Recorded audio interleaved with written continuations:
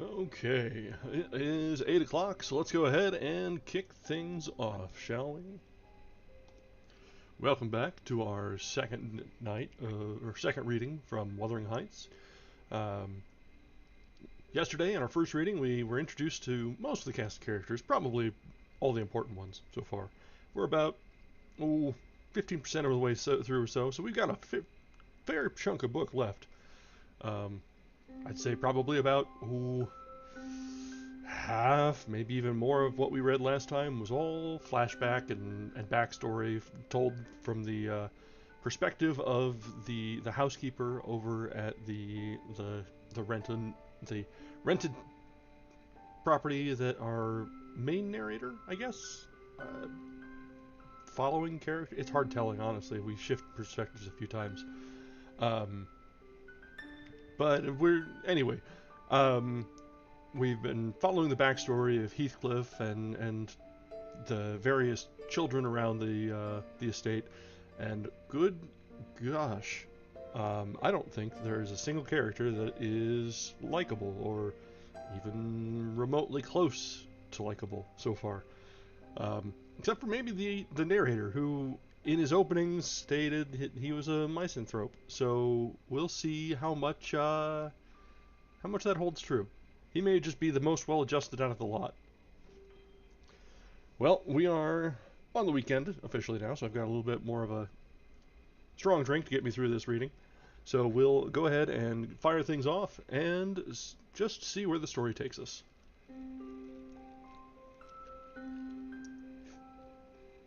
And so we will resume tonight with Wuthering Heights, starting from chapter 8. On the morning of a fine June day, my first bonny little nursling, and the last of the ancient Earnshaw stock, was born. We were busy with the hay in a faraway field, when the girl that usually brought our breakfast came running an hour or two soon across the meadow and up the lane, calling me as she ran. "Oh, such a grand bairn!" she panted out. "The finest lad that ever breathed. But the doctor says Missus must go. He says she's been in consumption these many months. I heard him tell Mr. Hindley, and now she has nothing to keep her, and she'll be dead before winter. You must come home directly. You're to nurse it, Nellie, to feed it with sugar and milk, and take care of it day and night. I wish I were you, because it will be all yours when there is no missus." "But is she very ill?" I asked, flinging down my rake and tying my bonnet.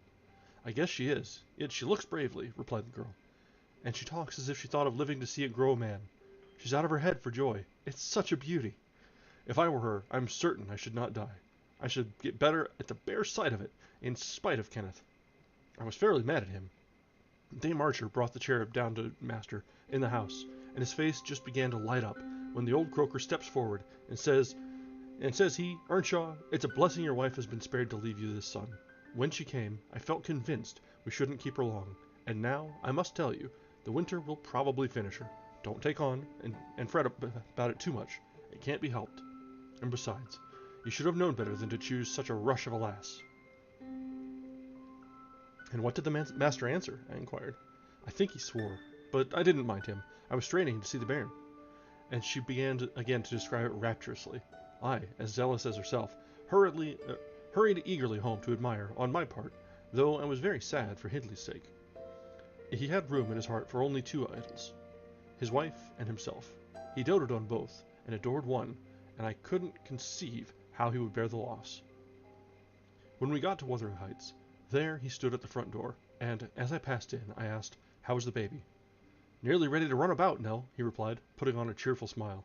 "And the mistress?" I ventured to inquire. "The doctor says she's—" "Damn the doctor!" he interrupted, reddening. "Frances is quite right. She'll be perfectly well by this time next week. Are you going upstairs? Will you tell her that I'll come if she'll promise not to talk? I left her because she would not hold her tongue, and she must. Tell her Mr. Kenneth says she must be quiet." I delivered this message to Mrs. Earnshaw. She seemed in flighty spirits, and replied merrily, "I hardly spoke a word, Ellen, and there he has gone out twice, crying. Well, say I promise I won't speak, but that does not bind me not to laugh at him." Poor soul! Till within a week of her death that gay heart never failed her, and her husband persisted doggedly, nay, furiously, in affirming her health improved every day. When Kenneth warned him that his medicines were useless at that stage of the malady, and he needn't put him to further expense by attending her, he retorted, I know you need not. She is well. She does not want any more attendance from you. She never was in a consumption. It was a fever, and it is gone. Her pulse is as slow as mine now, and her cheek as cool. He told his wife the same story, and she seemed to believe him. But one night, while leaning on his shoulder, in the act of saying she thought she should be able to get up tomorrow, a fit of coughing took her. A very slight one. He raised her in his arms. She put her 2 hands about his neck. Her face changed, and she was dead. As the girl had anticipated, the child Hareton fell wholly into my hands. Mr. Earnshaw, provided he saw him healthy and never heard him cry, was contented, as far as regarded him. For himself, he grew desperate. His sorrow was of that kind that will not lament. He neither wept nor prayed. He cursed and defied, execrated God and man, and gave himself up to reckless dissipation. The servants could not bear his tyrannical and evil conduct long. Joseph and I were the only 2 that would stay. I had not the heart to leave my charge, and besides, I had been his foster sister, and excused his behavior more readily than a stranger would. Joseph remained to hector over tenants and laborers, and because it was his vocation to be where he had plenty of wickedness to reprove. The master's bad ways and bad companions formed a pretty example for Catherine and Heathcliff. His treatment of the latter was enough to make a fiend of a saint, and truly, it appeared as if the lad were possessed of something diabolical at that period. He delighted to witness Hindley degrading himself past redemption, and became daily more notable for savage sullenness and ferocity. I could not half tell what an infernal house we had. The curate dropped calling, and nobody decent came near us. At last, unless Edgar Linton's visits to Miss Cathy might be an exception. At 15, she was the queen of the countryside, and she had no peer, and she did turn out a haughty, headstrong creature. I own I did not like her. After infancy was past, and I vexed her frequently by trying to bring down her arrogance. She never took an aversion to me, though. She had a wondrous constancy to old attachments. Even Heathcliff kept his hold on her affections unalterably, and young Linton, with all his superiority, found it difficult to make an equally deep impression. He was my late master. That is his portrait over the fireplace. It used to hang on one side, and his wife's on the other, but hers has been removed, or else you might see something of what she was. Can you make that out? Mrs. Dean raised the candle, and I discerned a soft-featured face, exceedingly resembling the young lady at the Heights, but more pensive and amiable in expression. It formed a sweet picture. The long, light hair curled slightly on the temples. The eyes were large and serious, the figure almost too graceful. I did not marvel how Catherine Earnshaw could forget her first friend for such an individual. I marveled much how he, with a mind to correspond with this person, could fancy my idea of Catherine Earnshaw. A very agreeable portrait, I observed to the housekeeper. Is it like? Yes, she answered, but he looked better when he was animated. Bet is his everyday countenance. He wanted spirit in general. Catherine had kept up her acquaintance with the Lintons since her 5 weeks' residence among them, and as she had no temptation to show her rough side in their company, and had the sense to be ashamed of being rude where she experienced such invariable courtesy, she imposed unwittingly on the old lady and gentleman by her ingenious cordiality, gained the admiration of Isabella, and the heart and soul of her brother, acquisitions that flattered her from the first, for she was full of ambition, and led her to adopt a double character, without exactly intending to deceive anyone. In the place where she heard Heathcliff termed a vulgar young ruffian, and worse than a brute, she took care not to act like him. But at home, she had a small inclination to practice politeness that would only be laughed at, and restrain an unruly nature when it would bring her neither credit nor praise. Mr. Edgar seldom mustered courage to visit Wuthering Heights openly. He had a terror of Earnshaw's reputation, and shrunk from encountering him, and yet he was always received with our best attempts at civility. The master himself avoided offending him, knowing why he came, and if he could not be gracious, kept out of the way. I rather think his appearance there was distasteful to Catherine. She was not artful, never played the coquette, and had evidently an objection to her 2 friends meeting at all, for when Heathcliff expressed contempt of Linton in his presence, she could not half coincide, as she did in his absence. And when Linton evinced disgust and antipathy to Heathcliff, she dared not treat his sentiments with indifference, as if depreciation of her playmate were of scarcely any consequence to her. I've had many a laugh at her perplexities and untold troubles, which she vainly strove to hide from my mockery. That sounds ill-natured, but she was so proud, it became really impossible to pity her distresses, till she should be chastened into more humility. She did bring herself, finally, to confess, and to confide in me. There was not a soul else that she might fashion into an adviser.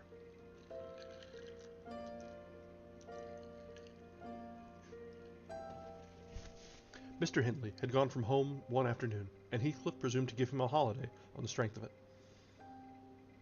He had reached the age of 16 then, I think, and without having bad features, or being deficient in intellect, he contrived to convey an impression of inward and outward repulsiveness that his present aspect retains no traces of. In the first place, he had by that time lost the benefit of his early education. Continual hard work, begun soon and concluded late, had extinguished any curiosity he once possessed in pursuit of knowledge, and any love for books or learning. His childhood's sense of superiority instilled into him by the favors of old Mr. Earnshaw was faded away. He struggled long to keep up an equality with Catherine in her studies, and yielded with poignant, though silent, regret. But he yielded completely, and there was no prevailing on him to take a step in the way of moving upward, when he found he must, necessarily, sink beneath his former level. Then personal appearance sympathized with mental deterioration. He acquired a slouching gait and ignoble look. His naturally reserved disposition was exaggerated into an almost idiotic excess of unsociable moroseness, and he took a grim pleasure, apparently, in exciting the aversion, rather than the esteem of his few acquaintances. Catherine and he were constant companions, still at his seasons of respite from labor, but he had ceased to express his fondness for her in words, and recoiled with angry suspicion from her girlish caresses, as if conscious that there could be no gratification in lavishing such marks of affection on him. On the before-named occasion, he came into the house to announce his intention of doing nothing. While I was assisting Miss Cathy to arrange her dress, she had not reckoned on his taking it into his head to be idle, and imagining she would have the whole place to herself, she managed, by some means, to inform Mr. Edgar of her brother's absence, and was then preparing to receive him. "Cathy, are you busy this afternoon?" asked Heathcliff. "Are you going anywhere?" "No, it is raining," she answered. "Why don't you have that silk frock? Why have you that silk frock on then?" he said. "Nobody coming here, I hope." "Not that I know of," stammered Miss. "But you should be in the field now, Heathcliff. It is an hour past dinner time. I thought you were gone." "Hindley does not often free us from his accursed presence," observed the boy. "I'll not work any more today. I'll stay with you." "Oh, but Joseph will tell," she suggested. "You'd better go." "Joseph is loading lime on the further side of Penistone Crags. It will take him till dark, and he'll never know." So saying, he lounged to the fire and sat down. Catherine reflected an instant with knitted brows. She found it needful to smooth the way for an intrusion. "Isabella and Edgar Linton talked of calling this afternoon," she said, at the conclusion of a minute's silence. "As it rains, I hardly expect them, but they may come, and if they do, you run the risk of being scolded for no good." "Order Ellen to say you are engaged, Cathy," he persisted. "Don't turn me out for those pitiful, silly friends of yours. I'm on the point, sometimes, of complaining that they... but I'll not." "That they what?" cried Catherine, gazing at him with a troubled countenance. "Oh, Nelly," she added petulantly, jerking her head away from my hands. "You've combed my hair quite out of curl. That's enough. Let me alone. What are you on the point of complaining about, Heathcliff?" "Nothing. Only look at the almanac on that wall." He pointed to a framed sheet hanging near the window, and continued. "The crosses are for the evenings you have spent with the Lintons. The dots are for those spent with me. Do you see? I've marked every day." "Yes, very foolish, as if I took notice," replied Catherine in a peevish tone. "And where is the sense of that?" "To show that I do take notice," said Heathcliff. "And should I always be sitting with you?" she demanded, growing more irritated. "What good do I get? What do you talk about? You might be dumb, or a baby, for anything that you say to amuse me, or for anything you do, either." "You never told me before I talked too little, or that you disliked my company, Cathy," he exclaimed. Heathcliff in much agitation. "It's no company at all, when people know nothing and say nothing," she muttered. Her companion rose up, but he hadn't time to express his feelings further, for a horse's feet were heard on the flags, and having knocked gently, young Linton entered, his face brilliant with delight at the unexpected summons he had received. Doubtless, Catherine marked the difference between her friends, as one came in and the other went out. The contrast resembled what you see in exchanging a bleak, hilly, coal country for a beautiful, fertile valley, and his voice and greeting were as opposite as his aspect. He had a sweet, low manner of speaking, and pronounced his words as you do. That's less gruff than we talk here, and softer. I'm not come too soon, am I? He said, casting a look at me. I had begun to wipe the plate and tidy some drawers at the far end of the dresser. No, answered Catherine.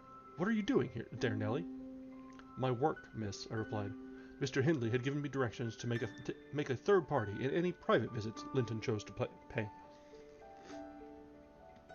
She stepped behind me and whispered crossly, Take yourself and your dusters off. When company are in the house, servants don't commence scouring and cleaning in the room where they are.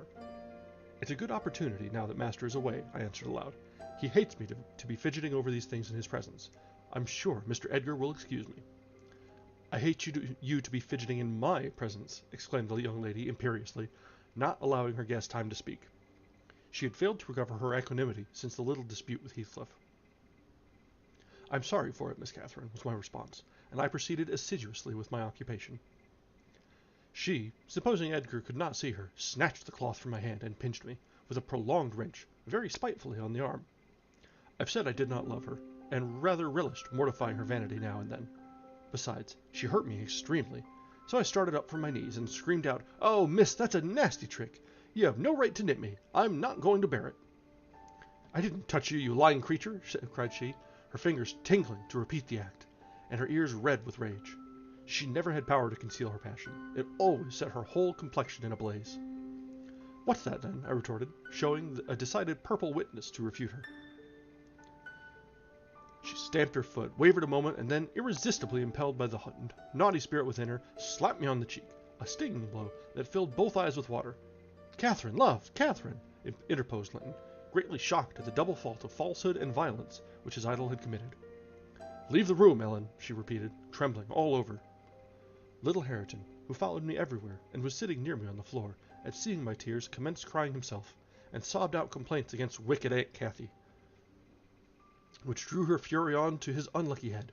She seized his shoulders and shook him, till the poor child waxed livid, and Edgar thoughtlessly laid hold of her hands to deliver him. In an instant, one was wrung free, and the astonished young man felt it applied over his own ear in a way that could not be mistaken for jest. He drew back in consternation. I lifted Hareton in my arms and walked off to the kitchen with him, leaving the door of communication open, for I was curious to watch how they would settle their disagreement. The insulted visitor moved to the spot where he had laid his hat, pale and with a quivering lip. That's right, I said to myself. Take warning and begone. It's a kindness to let you have a glimpse of her genuine disposition. Where are you going? Demanded Catherine, advancing to the door. He swerved inside and attempted to pass. You must not go, she exclaimed energetically. I must and shall, he replied in a subdued voice. No, she persisted, grasping the handle. Not yet. Edgar Linton, sit down. You shall not leave me in that temper. I shall be miserable all night, and I won't be miserable for you. Can I stay after you have struck me? Asked Linton. Catherine was mute. You've made me afraid and ashamed of you, he continued. I'll not come here again. Her eyes began to glisten, and her lids to twinkle. And you told a deliberate untruth, he said. I didn't, she cried, recovering her speech. I did nothing deliberately. Well, go, if you please. Get away. And now I'll cry. I'll cry myself sick. She dropped down on her knees by a chair and set to weeping in serious earnest. Edgar persevered in his resolution as far as the court. There he lingered. I resolved to encourage him. Miss is dreadfully wayward, sir, I called out. As bad as any marred child. You'd better be riding home, or else she will be sick, only to grieve us. The soft thing looked askance through the window. He possessed the power to depart as much as a cat possesses the power to leave a mouse half-killed, or a bird half-eaten. Ah, I thought, there will be no saving him. He's doomed and flies to his fate. And so it was.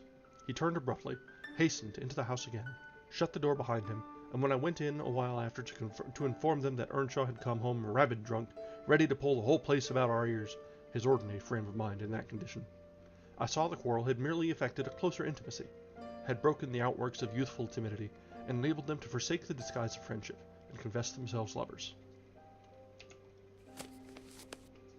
Intelligence of Mr. Hindley's arrival drove Linton speedily to his horse, and Catherine to her chamber. I went to hide little Hareton, and to take the shot out of Master's fowling piece, which he was fond of playing with in his insane excitement, to the hazard of the lives of any who provoked, or even attracted his notice too much. And I had hit upon the plan of removing it, that he might do less mischief if he did go the length of firing the gun. And that brings us to the end of Chapter 8. Yeah, so they continue to be some of the worst people. The poor boy, Earton, the one that was coming to visit, just seems to be drawn like a moth to candle flame, and Kathy is just the worst sort, just two-faced and aggressive and everything. So we'll see if there's any redemption to be had, or if everything will just continue to become more and more of a train wreck as we go on.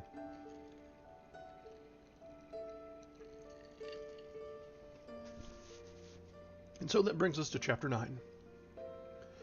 He entered, vociferating oaths dreadful to hear, and caught me in the act of stowing his son away in the kitchen cupboard. Hareton was impressed with a wholesome terror of encountering either his wild beast fondness or his madman's rage. For in one he ran a chance of being squeezed and kissed to death, and in the other of being flung into the fire or dashed against the wall, and the poor thing remained perfectly quiet wherever I chose to put him. "There, I've found it out at last," cried Hindley, pulling me back by the skin of my neck, like a dog. "By heaven and hell, you've sworn between you to murder that child. I know how it is now, that he is always out of my way, but with the help of Satan, I shall make you swallow the carving knife, Nellie. You needn't laugh, for I've just crammed Kenneth head downmost into the Black Horse Marsh, and 2 is the same as 1, and I want to kill some of you. I shall have it no rest till I do." "But I don't like the carving knife, Mr. Hindley," I answered. "It has been cutting red herrings. I'd rather be shot, if you please." "You'd rather be damned," he said, "and so you shall. No law in England can hinder a man from keeping his house decent, and mine's abominable. Open your mouth." He held the knife in his hand, and pushed its point between my teeth. But, for my part, I was never much afraid of his vagaries. I spat out, and affirmed it tasted detestably. I would not take it on any account. "Oh," said he, releasing me, "I see that hideous little villain is not Hareton. I beg your pardon. Now, if it be, he deserves slaying alive for not running to welcome me, and for screaming as if I were a goblin. Unnatural cub, come hither.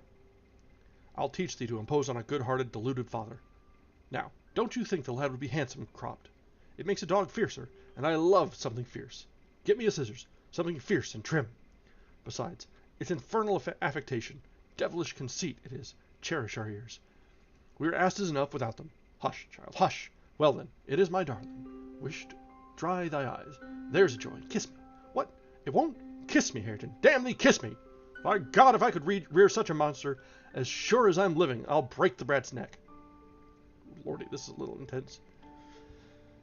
Poor Hareton was squalling and kicking in his father's arms with all his might, and redoubled his yells when he carried him upstairs and lifted him over the banister. I cried out that he would frighten the child into fits, and ran to rescue him. As I reached him, Hindley leant forward on the rails to listen to a noise below, almost forgetting what he had in his hands. "Who is that?" he asked, hearing someone approaching the stairs foot. I leant forward also, for the purpose of signaling to Heathcliff, whose step I recognized, not to come further, and at the instant when my eye had quitted Hareton, he gave a sudden spring, delivered himself from the careless grasp that held him, and fell. There was scarcely time to experience a thrill of horror before we saw that the little wretch was safe. Heathcliff arrived underneath just at the critical moment. By a natural impulse, he arrested his descent, and setting him on his feet, looked up to discover the author of the accident. A miser, who had parted with a lucky lottery ticket for 5 shillings, and finds next day he had lost in the bargain £5,000, could not show a blanker countenance than he did on beholding the figure of Mr. Earnshaw above. It expressed, plainer than words could do, the intensest anguish at having made himself the instrument of thwarting his own revenge. Had it been dark, I dare say he would have tried to remedy the mistake by smashing Hareton's skull on the steps. But he witnessed his salvation, and I was presently below with my precious charge pressed to my heart. Hindley descended more leisurely, sobered and abashed. "It is your fault, Ellen," he said. "You should have kept him out of sight. You should have taken him from me. Is he injured anywhere?" "Injured!" I cried angrily. "If he is not killed, he'll be an idiot. Oh, I wonder his mother does not rise from her grave to see how you use him. You're worse than a heathen, treating your own flesh and blood in that manner." He attempted to touch the child, who, on finding himself with me, sobbed off his terror directly. At the first finger his father laid on him, however, he shrieked again, louder than before, and struggled, as if he would go into convulsions. "You shall not meddle with him," I continued. "He hates you. They all hate you. That's the truth. A happy family you have, and a pretty state you're come to." "I shall come to a prettier yet, Nellie," laughed the misguided man, recovering his hardness. At present, convey yourself and him away, and hark you, Heathcliff, clear you two quite from my reach and hearing. I wouldn't murder you tonight unless, perhaps, I set the house on fire, but that's as my fancy goes. While saying this, he took a pint bottle of brandy from the dresser, and poured some into a tumbler. Nay, don't, I entreated. Mr. Hindley, do take warning. Have mercy on this unfortunate boy, if you care nothing for yourself. Anyone will do better for him than I shall, he answered. Have mercy on your own soul, I said, endeavoring to snatch the glass from his hand. Not I. On the contrary, I shall have great pleasure in sending it to perdition to punish its maker, exclaimed the blasphemer. Here's to its hearty damnation. He drank the spirits, and impatiently bade us go, terminating his command with a sequel of horrid imprecations, too bad to repeat or remember. It's a pity he cannot kill himself with drink, observed Heathcliff, muttering an echo of curses back when the door was shut. He is doing his very utmost, but his constitution defies him. Mr. Kenneth says he would wager his mare that he'll outlive any man on this side Gimmerton, and go to the grave a hoary sinner, unless some happy chance out of common course befall him. I went into the kitchen, and sat down to lull little lamb to sleep. Heathcliff, as I thought, walked through to the barn. It turned out, afterwards, that he only got so far as the other side of the settle, when he flung himself on a bench by the wall, removed from the fire, and remained silent. I was rocking Hareton on my knee, humming a song that began, "It was far in the night, and the bairnies grat, mither beneath the mools heard that," when Miss Cathy, who had listened to the hubbub from her room, put her head in and whispered, "Are you alone, Nelly?" "Yes, miss," I replied. She entered and approached the hearth. I, supposing she was going to say something, looked up. The expression on her face seemed disturbed and anxious. Her lips were half asunder, as if she meant to speak, and she drew a breath, but it escaped in a sigh instead of a sentence. I resumed my song, not having forgotten her recent behavior. "Where's Heathcliff?" she said, interrupting me. "About his work in the stable," was my answer. He did not contradict me. Perhaps he had fallen into a doze. There followed under another long pause, during which I perceived a drop or two trickle from Catherine's cheek to the flags. Is she sorry for her shameful conduct? I asked myself. That will be a novelty, but she may come to the point as she will. I shan't help her. No, she felt small trouble regarding any subject, save her own concerns.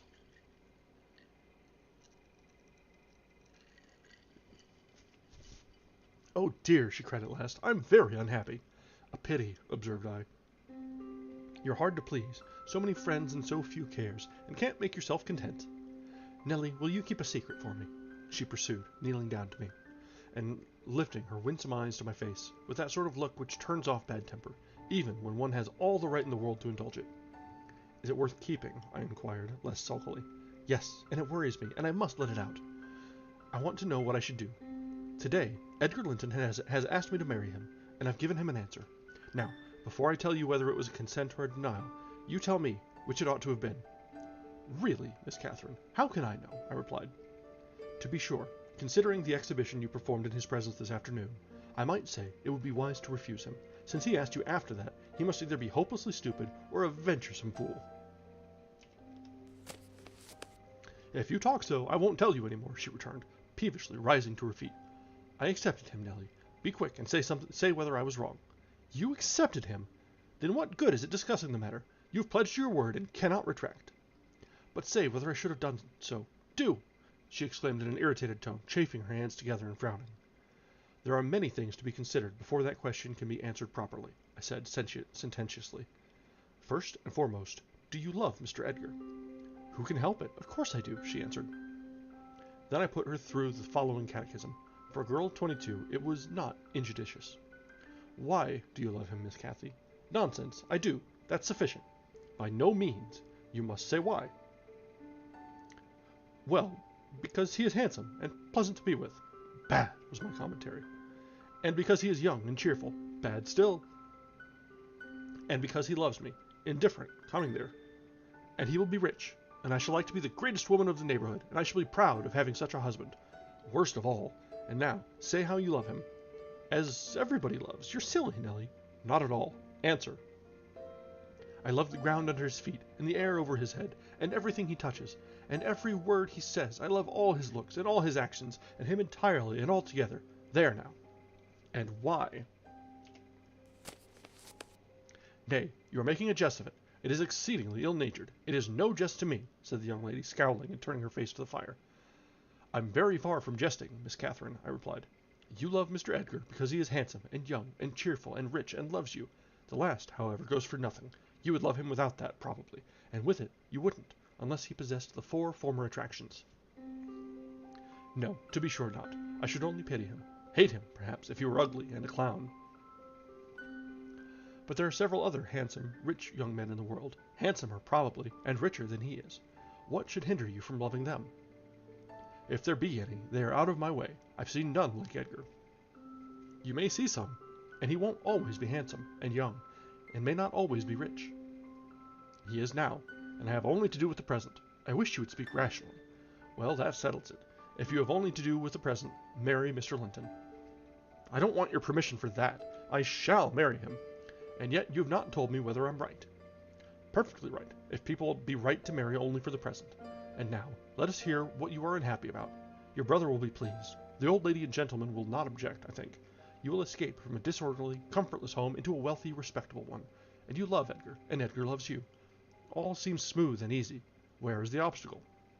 Here and here, replied Catherine, striking one hand on her forehead and the other on her breast. In whichever place the soul lives, in my soul and in my heart, I'm convinced I'm wrong. That's very strange. I cannot make it out. It's my secret. But if you will not mock me, I'll explain it. I can't do it distinctly, but I'll give you a feeling of how I feel. She seated herself by me again. Her countenance grew sadder and graver, and her clasped hands trembled. Nellie, do you never dream queer dreams? She said, suddenly, after some minutes' reflection. Yes, now and then, I answered. And so do I. I've dreamt in my life dreams that have stayed with me ever after, and changed my ideas. They've gone through and through me, like wine through water, and altered the color of my mind. And this is one. I'm going to tell it, but take care not to smile at any part of it. Oh, don't, Miss Catherine, I cried. We're dismal enough without conjuring up ghosts and visions to perplex us. Come, come, be merry and like yourself. Look at little Hareton. He's dreaming nothing dreary. How sweetly he smiles in his sleep. Yes, and how sweetly his father curses in his solitude. You remember him, I dare say, when he was just such another as that chubby thing, nearly as young and innocent. However, Nellie, I shall oblige you to listen. It's not long, and I've no power to be married tonight. I won't hear it, I won't hear it, I repeated hastily. I was superstitious about dreams then, and am still, and Catherine had an unusual gloom in her aspect that made me dread something from which I might shape a prophecy, and foresee a fearful catastrophe. She was vexed, but she did not proceed. Apparently, taking up another subject, she recommenced in a short time.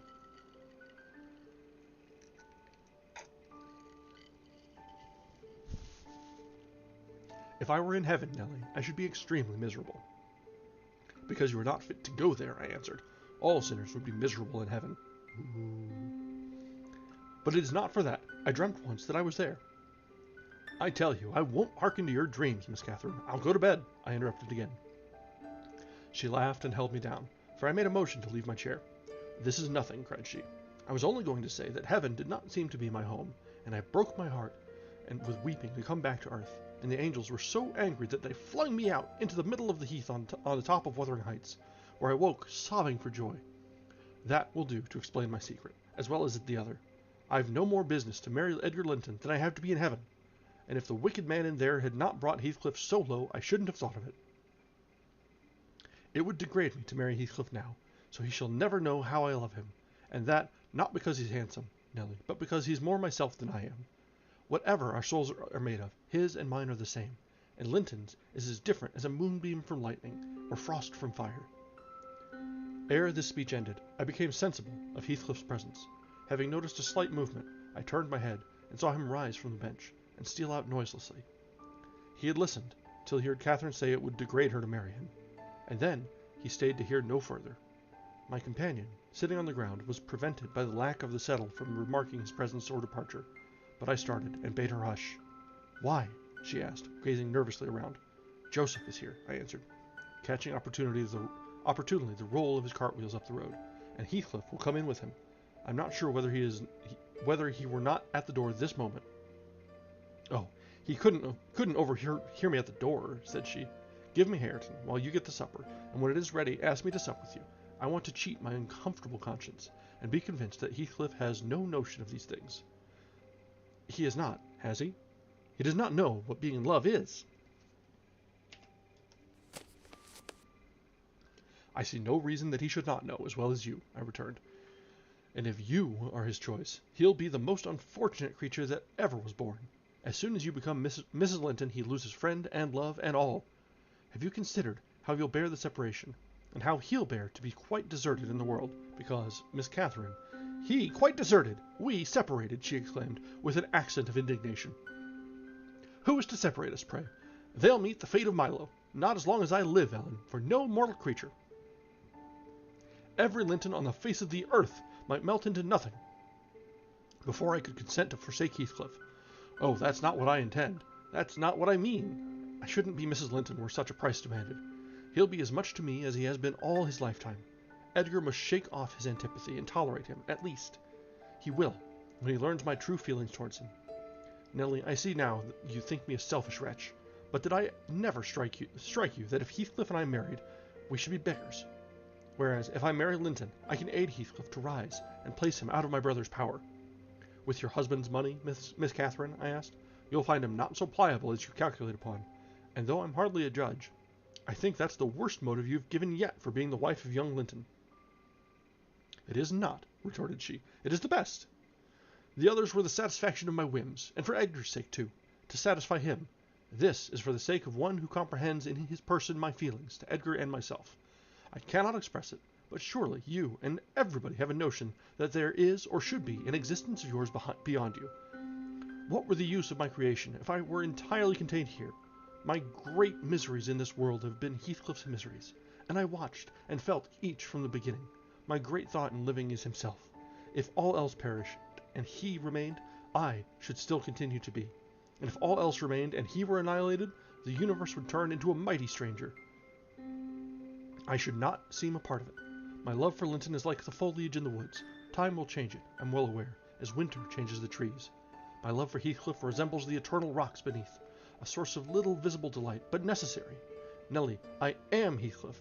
He's always, always in my mind, not as a pleasure, any more than I am always a pleasure to myself, but as my own being. So don't talk of our separation again. It is impracticable, and... She paused, and hid her face in the folds of my gown, but I jerked it forcibly away. I was out of patience with her folly. If I can make any sense of your nonsense, miss, it only goes to convince me that you are ignorant of the duties you undertake in marrying, or else that you are a wicked, unprincipled girl. But trouble me with no more secrets. I'll not promise to keep them.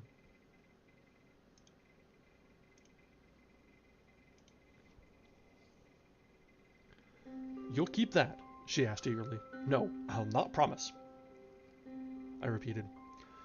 She was about to insist when the entrance of Joseph finished our conversation, and Catherine removed her seat to a corner and nursed Hareton while I made the supper.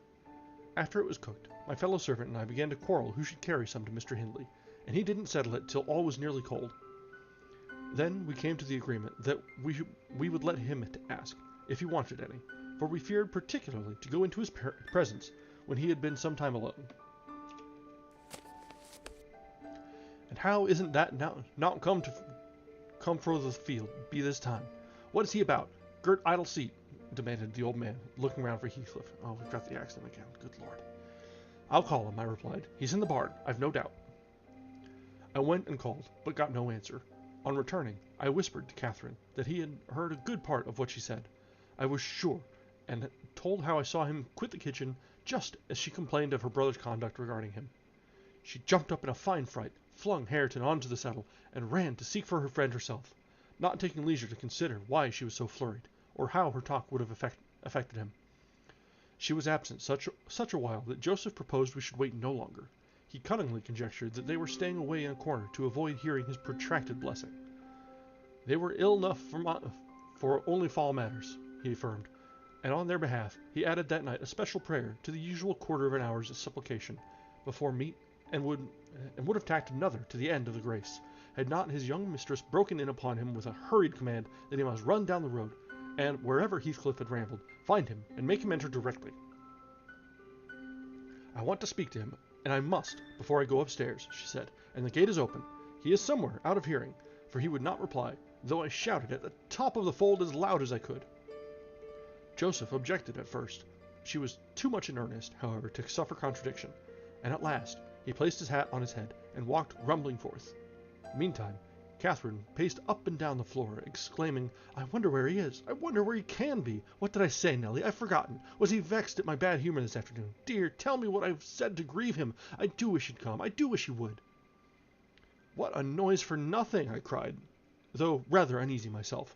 What a trifle scares you? It's surely no great cause of alarm that Heathcliff should take a moonlight saunter on the moors, or even lie too sulky to speak to us in the hayloft. I'll engage he's lurking there. See if you don't ferret him out." I departed to renew my search. Its result was disappointment, and Joseph's quest ended in the same. "Yon lad gets waur and waur," observed he on re-entering. "He's left the gate at full swing, and Miss Ponies has trodden down 2 rigs of corn, and plottered through right over the meadow to Handsome Diver to Meister will play till devil to morn, and he'll do weel. His patience is traff awful craters. Patience to settle in it is, but he'll not so allus. Y'all see, all on ye. You must not drive him to head for now." I guess we'll just run with it. Lordy. "Have you found Heathcliff, you ass?" I interrupted Catherine. "Have you been looking for him, as I ordered?" "I said more looking to look for his horse," he replied. "It'd be more sense, but I can look another horse nor man nor neat like this, as black as Chimbley, under Heathcliff's known chap to coom my whistle, happen to be less hard of hearing with ye." Yeah, I think that's the way to go. We'll just run with it and try not to make any sense of it, because I don't think you're meant to understand this. It was a very dark evening for summer. The clouds appeared inclined to thunder, and I said we had better all sit down.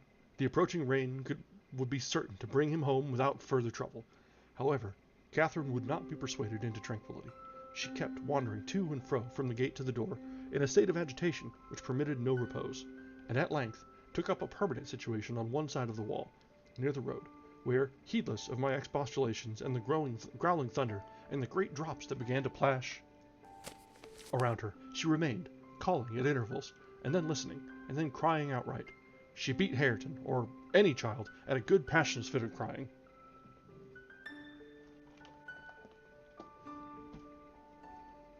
About midnight, while we still sat up, the storm came rattling over the heights in a full fury, and there was a violent wind, as well as thunder, and either one or the other split a tree off the corner of the building. A huge bough fell across the roof, and knocked down a portion of the east chimney stack, sending a clatter of stones and soot into the kitchen fire. We thought a bolt had fallen in the middle of us, and Joseph swung onto his knees, beseeching the Lord to remember the patriarchs Noah and Lot, and as in former times spare the righteous, though he smote the ungodly. I felt some sentiment that it must be a judgment on us also. The Jonah, in my mind, was Mr. Earnshaw, and I shook the handle of his den that I might ascertain if he were yet living. He replied audibly enough, in a fashion which made my companion vociferate, more clamorously than before, that a wide distinction might be drawn between saints like himself and sinners like his master. But the uproar passed away in 20 minutes, leaving us all unharmed, excepting Cathy, who got thoroughly drenched for her obstinacy in refusing to take shelter, and standing bonnetless and shawlless to catch as much water as she could with her hair and clothes. She came in and lay down on the settle, all soaked as she was, turning her face to the back and putting her hands before it. "Well, miss," I exclaimed, touching her shoulder, "you are not bent on getting your death, are you? Do you know what o'clock it is? 12:30. Come to bed. There's no use waiting any longer on that foolish boy. He'll be gone to Gimmerton, and he'll stay there now. He guesses we shouldn't wait for him till his late hour. At least, he guesses that only Mr. Hindley would be up, and he'd rather avoid having door opened by the master." Nay, he's known at Gimmerton," said Joseph. "It's never wonder he's at the bottom of the bog hole. This visitation warn't for no, and I wouldn't have had you look out, miss. You must be to next. Thank heaven for all works together for good as them's chosen, is picked out from the rubbish. Y'all know what Scripture says," and he began quoting several texts, referring us to chapters and verses where we might find them. I, having vainly begged the wilful girl to rise and remove her wet things, left him preaching, and her shivering, and betook myself to bed with little Hareton, who slept as fast as if everyone had been sleeping round him. I heard Joseph read on a while afterwards. Then I distinguished his slow step on the ladder. and then I dropped asleep. Coming down somewhat later than usual, I saw by the sunbeams piercing the chinks of the shutters Miss Catherine, still seated near the fireplace. The house door was ajar too. Light entered from its unclosed windows. Hindley had come out, and stood on the kitchen hearth, haggard and drowsy. "What ails you, Cathy?" he was saying when I entered. "You look as dismal as a drowned whelp. Why are you so pale, damp and pale, child?" "I've been wet," she answered reluctantly, "and I'm cold. That's all." "Oh, she is naughty," I cried, perceiving the master to be tolerably sober. "She got steeped in the shower of yesterday evening, and there she has sat the night through, and I couldn't prevail on her to stir." Mr. Earnshaw stared at us in surprise. "The night through," he repeated. "What kept her up? Not fear of the thunder, surely. That was over hours since." Neither of us wished to mention Heathcliff's absence, as long as we could conceal it, so I replied, I didn't know how she took it in her head to sit up, and she said nothing. The morning was fresh and cool. I threw back the lattice, and presently the room filled with sweet scents from the garden. But Catherine called peevishly to me, "Ellen, shut the window! I'm starving!" and her teeth chattered as she shrank closer to the almost extinguished embers. "She's ill," said Hindley, taking her wrist. "I suppose that's the reason she would not go to bed. Damn it! I don't want to be troubled with more sickness here. What took you into the rain?" "Running after the lads, as usual," croaked Joseph, catching an opportunity from our hesitation to thrust in his evil tongue. "If I were yar, master, I'd just slam the boards in the face on all of them, gentle and simple. Never a day you're off, but young Cattle Linton comes sneaking hither, and Miss Nellie, Shoe's a fine lass. Shoe sits watching for you in the kitchen, as you're in at the one door. He's out at the other, and then, where grand lady goes a-courting off her side, it's bonny behaviour, lurking among the fields at 12th night, with they fall, flacing divil o' gypsy, Heathcliff. They think I'm blind, but I'm knowing nothing of the sort. I seed young Linton both coming and going, and I seed ya," directing his discourse to me. "You're good for nowt, slatternly witch. Nip up and bolt into the house, the minute you heard the master's horse flatter up the load." "Silence, eavesdropper!" cried Catherine. "None of your insolence before me. Edgar Linton came yesterday by chance, Hindley, and it was I who told him to be off, because I knew you would not like to have met him as you were." "You lie, Cathy, no doubt," answered her brother, "and you are a confounded simpleton. But never mind Linton at present. Tell me, were you not with Heathcliff last night? Speak the truth now. You need not be afraid of harming him. Though I hate him as much as ever, he did me a good turn a short time since that will make my conscience tender of breaking his neck. To prevent it, I shall send him about his business this very morning, and after he's gone, I'd advise you all to look sharp. I shall only have the more humour for you." "I never saw Heathcliff last night," answered Catherine, beginning to sob bitterly, "and if you do turn him out of doors, I'll go with him. But perhaps you'll never have an opportunity. Perhaps he's gone." Here she burst into uncontrollable grief, and the remainder of her words were inarticulate. Hindley lavished on her a torrent of scornful abuse, and bade her get to her room immediately, or she shouldn't cry for nothing. I obliged her to obey, and I shall never forget what a scene she acted when we reached her chamber. It terrified me. I thought she was going mad, and I begged Joseph to run for the doctor. It proved the commencement of delirium. Mr. Kenneth, as soon as he saw her, pronounced her dangerously ill. She had a fever. He bled her, and he told me to let her live on whey and water gruel, and take care she did not throw herself downstairs or out of the window. And then he left, for he had enough to do in the parish, where 2 or 3 miles was the ordinary distance between cottage and cottage. Though I cannot say I made a gentle nurse, and Joseph and the master were no better, and though our patient was as wearisome and headstrong as a patient could be, she weathered it through. Old Mrs. Linton paid us several visits, to be sure, and set things to rights, and scolded and ordered us all, and when Catherine was convalescent, she insisted on conveying her to Thrushcross Grange, for which deliverance we were very grateful. But the poor dame had reason to repent of her kindness. She and her husband both took the fever and died within a few days of each other. Our young lady returned to us, saucier and more passionate, and haughtier than ever. Heathcliff had never been heard of since the evening of the thunderstorm, and one day I had the misfortune, when she had provoked me exceedingly, to lay the blame of his disappearance on her, where indeed it belonged, as she knew well. From that period, for several months, she ceased to hold any communications with me, save in the relation of a mere servant. Joseph fell under a ban also. He would speak his mind, and lecture her all the same if she were a little girl, and she esteemed herself a woman, and our mistress, and thought that her recent illness gave her a claim to be treated with consideration. Then the doctor had said she would not bear crossing much, She ought to have her own way, and it was nothing less than murder in her eyes for anyone to presume to stand up and contradict her. From Mr. Earnshaw and his companions she kept aloof, and tutored by Kenneth, and serious threats of a fit that often attended her rages, her brother allowed her to do whatever she pleased to demand, and generally avoided aggravating her fiery temper. He was rather too indulgent in humoring her caprices, not from affection, but from pride. He wished earnestly to see her bring honor to the family by an alliance with the Lintons, and as long as she let him alone, she might trample on us like slaves, for aught he cared. Edgar Linton, as multitudes have been before and will be after him, was infatuated, and believed himself the happiest man alive on the day he led her to Gimmerton Chapel, 3 years subsequent to his father's death. Much against my inclination, I was persuaded to leave Wuthering Heights and accompany her here. Little Hareton was nearly 5 years old, and I had just begun to teach him his letters. We made a sad parting, but Catherine's tears were more powerful than ours. When I refused to go, and when she found her entreaties did not move me, she went lamenting to her husband and brother. The former offered me munificent wages. The latter ordered me to pack up. He wanted no women in the house, he said, and now that there was no mistress, and as to Hareton, the curate should take him by hand by and by. And so I had but one choice left, to do as I was ordered. I told the master he got rid of all decent people, only to run a ruin a little faster. I kissed Hareton, said goodbye, and since then he has been a stranger, and it's very queer to think it, but I've no doubt he has completely forgotten all about Ellen Dean, and that he was ever more than all the world to her and she to him.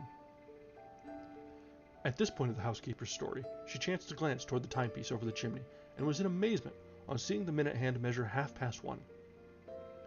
She would not hear of staying a second longer. In truth, I felt rather disposed to defer the sequel of her narrative myself. And now that she has vanished to her rest, and I have meditated for another hour or two, I shall summon courage to go also, in spite of aching laziness of head and limbs. And that brings us to the end of Chapter 9.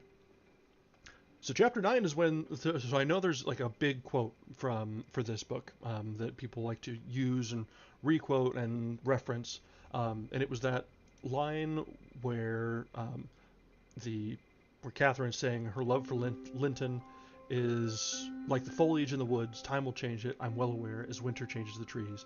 My love for Heathcliff resembles the eternal rocks beneath, a source of little visible delight, but necessary. That is probably the most famous quote from this book. It does come up from time to time. I'm not sure whether it's rightly famous or if it's more that it's just people that latch onto it. It's entirely, like, it stings, it's poignant. But man, it does not tell you that the characters are any good. It's two different loves going on, and one is entirely vacuous, and the other is self-serving at best.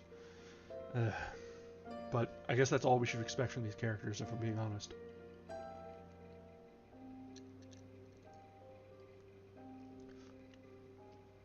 Well, alright, it is about... We're edging up close to the hour mark. So let's go ahead and take our break now, since we're at the chapter break.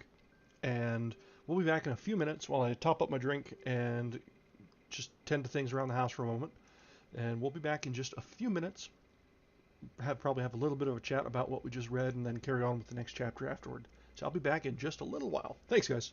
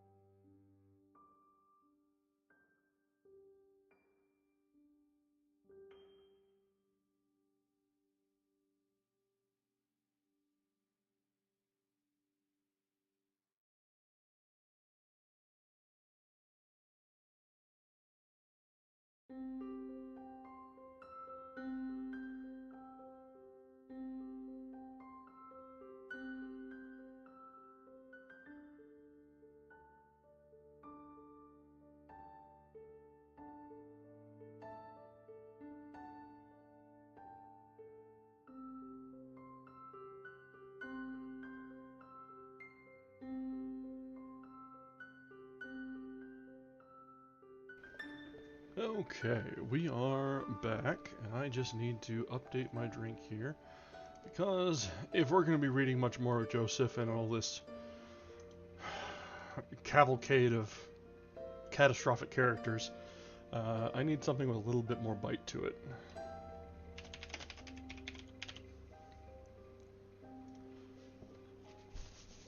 So we're going straight to just hard liquor.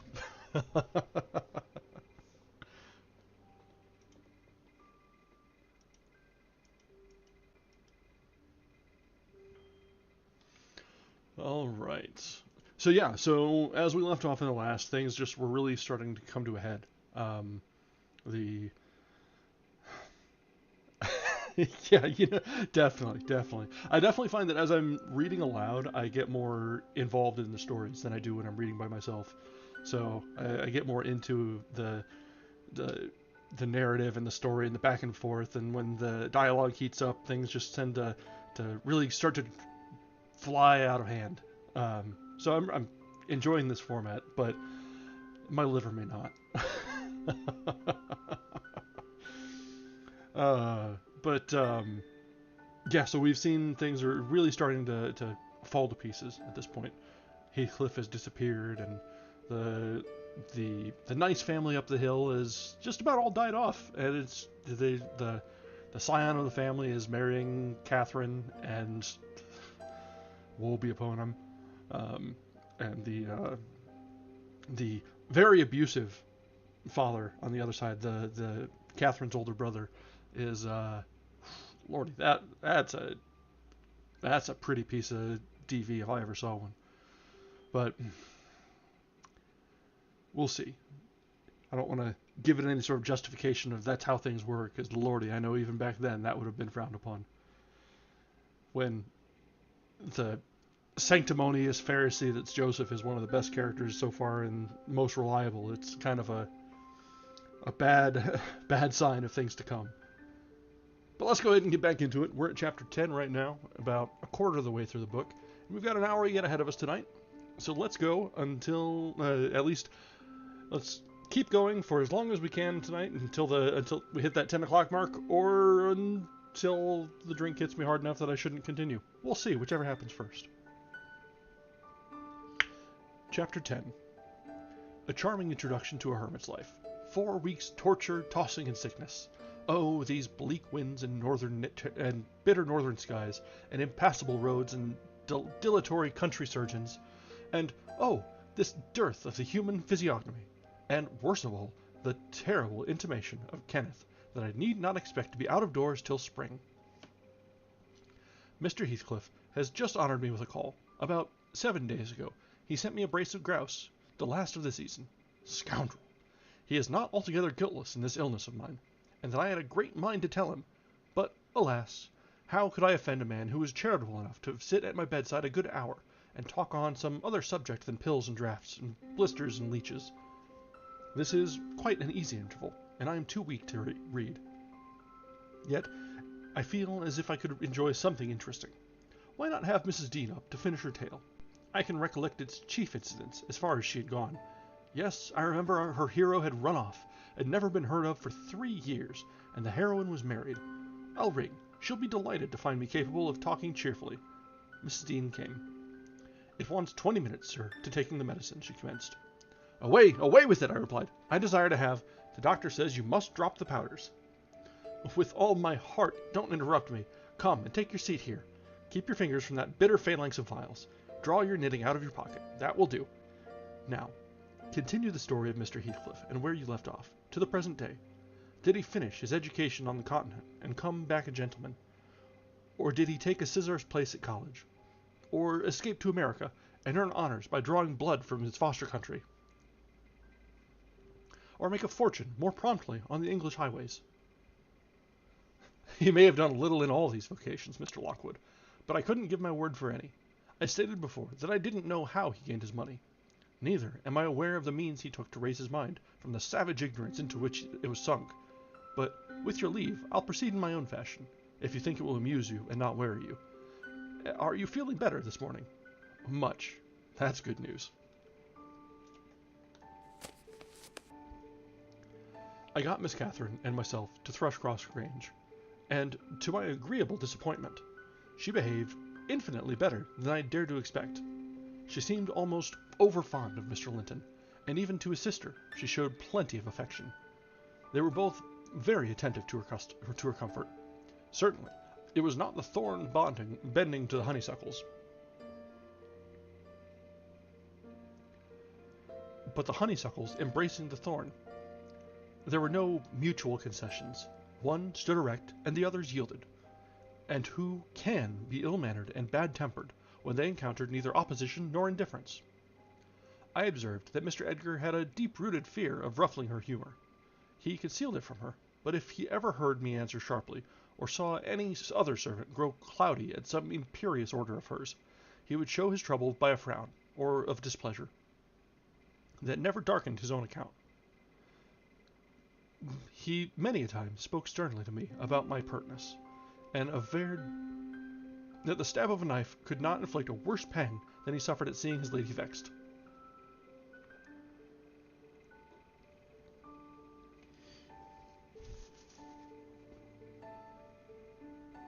Not to grieve a kind master, I learned to be less touchy, and, for the space of half a year, the gunpowder lay as harmless as sand, because no fire came near to explode it.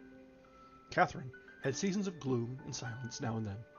They were respected, with sympathizing silence by her husband, who ascribed them to an alteration in her constitution, produced by her perilous illness.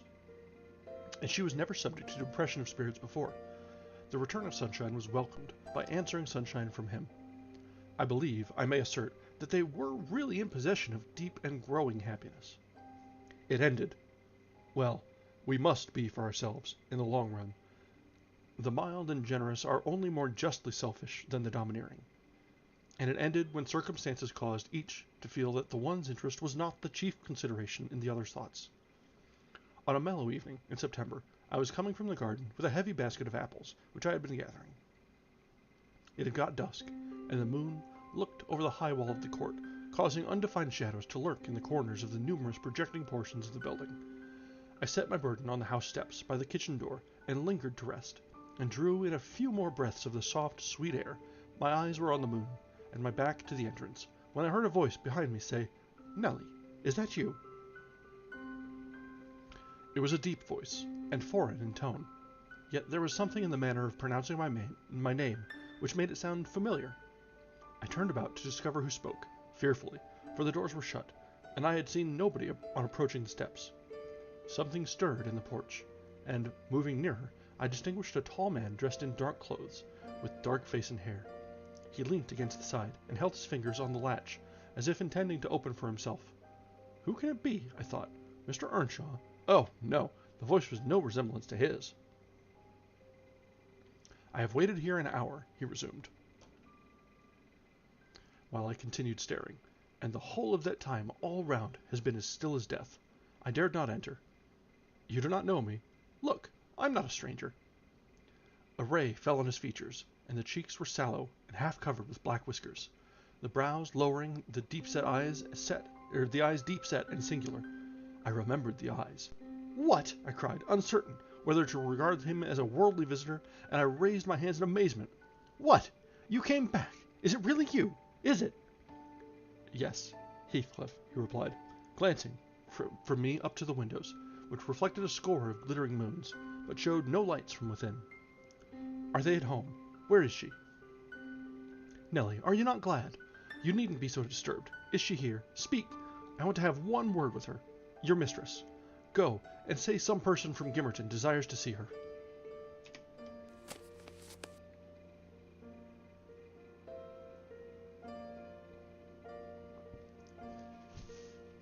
"How will she take it?" I exclaimed. "What will she do? The surprise bewilders me. It will put her out of her head. And you are Heathcliff, but altered. Nay, there's no comprehending it. Have you been for a soldier?" "Go, and carry my message," he interrupted impatiently. "I'm in hell till you do."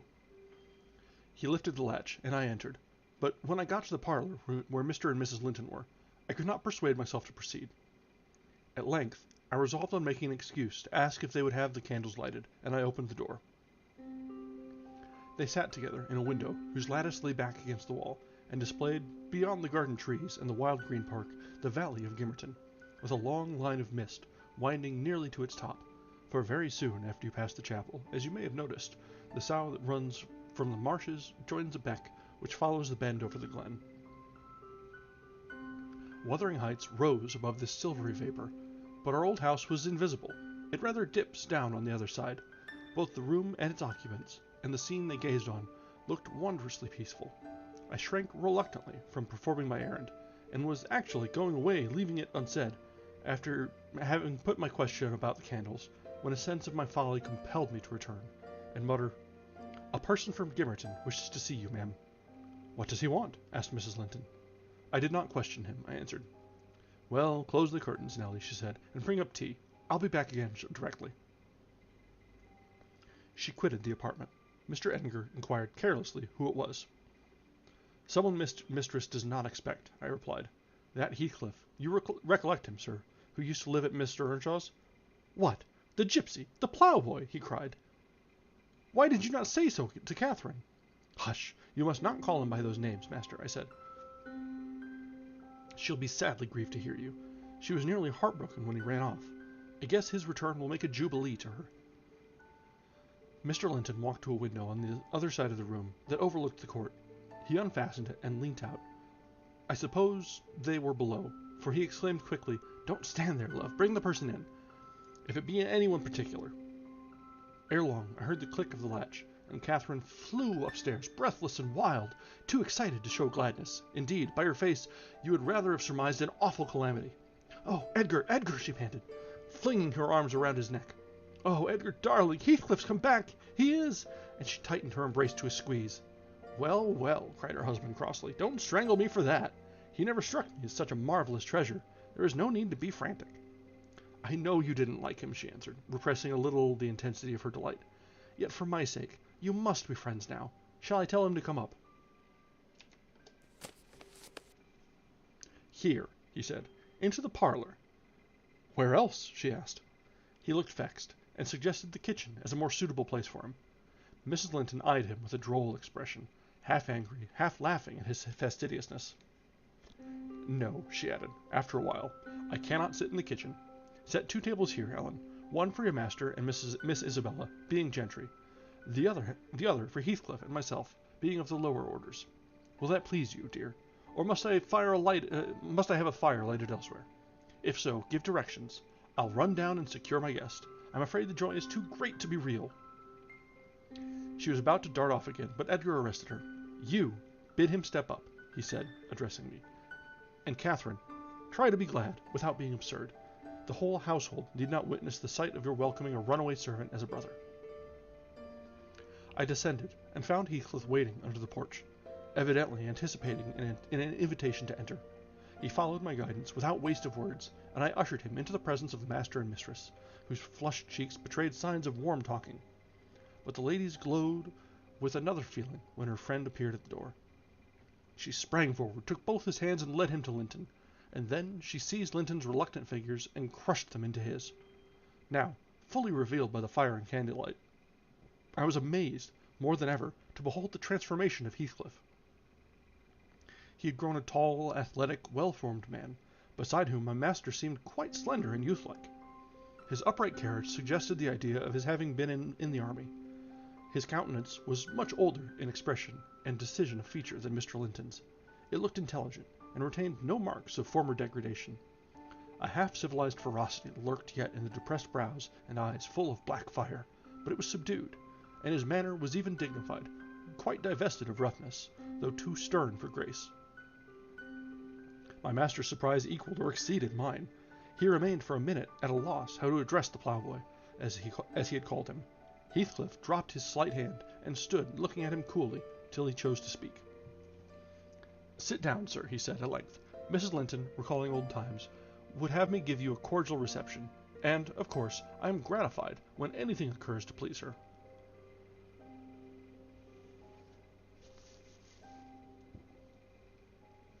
"And I also," answered Heathcliff, "especially if it be anything in which I have a part. I shall stay an hour or two willingly." He took a seat opposite Catherine, who kept her gaze fixed on him, as if she feared he would vanish were she to remove it. He did not raise his to her often. A quick glance now and then sufficed, but it flashed back, each time more confidently. The undisguised delight he drank from hers. They were too much absorbed in their mutual joy to suffer embarrassment. Not so Mr. Edgar. He grew pale with pure annoyance, a feeling that reached its climax when his lady rose, and, stepping across the rug, seized Heathcliff's hands again, and laughed like one beside herself.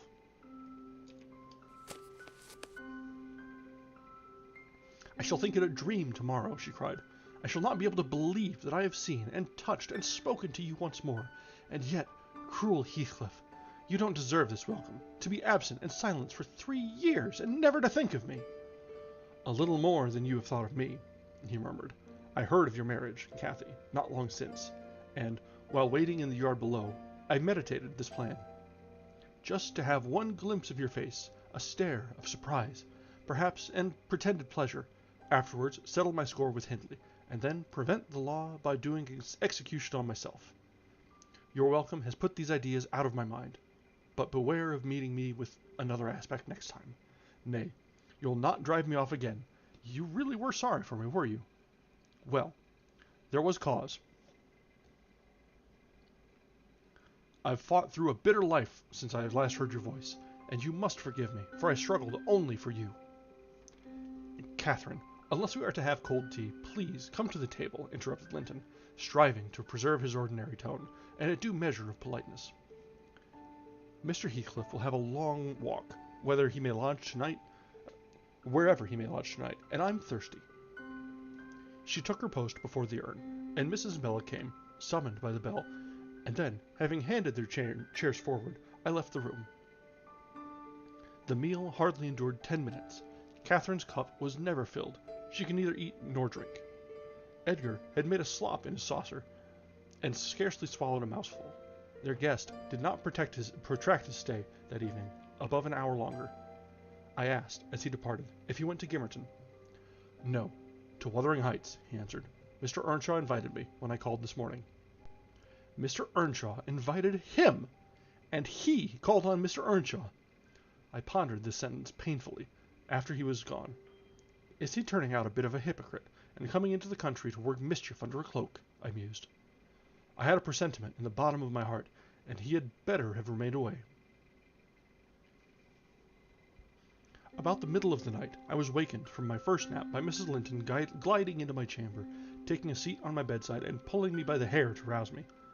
I cannot rest, Ellen, she said, by way of apology, and I want some living creature to keep me company in my happiness. Edgar is sulky, because I am glad of a thing that does not interest him, and he refuses to open his mouth, except to utter pettish, silly speeches, and he affirmed I was cruel and selfish for wishing to talk when he was so sick and sleepy. He always contrives to be sick at the last cross. I gave a few sentences of commendation to Heathcliff, and he, either for a headache or a pang of envy, began to cry, so I got up and left him. What use is it praising Heathcliff to him, I answered. As lads, they had an aversion to each other, and Heathcliff would hate just as much to hear him praised. It's a human nature. Let Mr. Linton alone about him, unless you would live an open quarrel between them.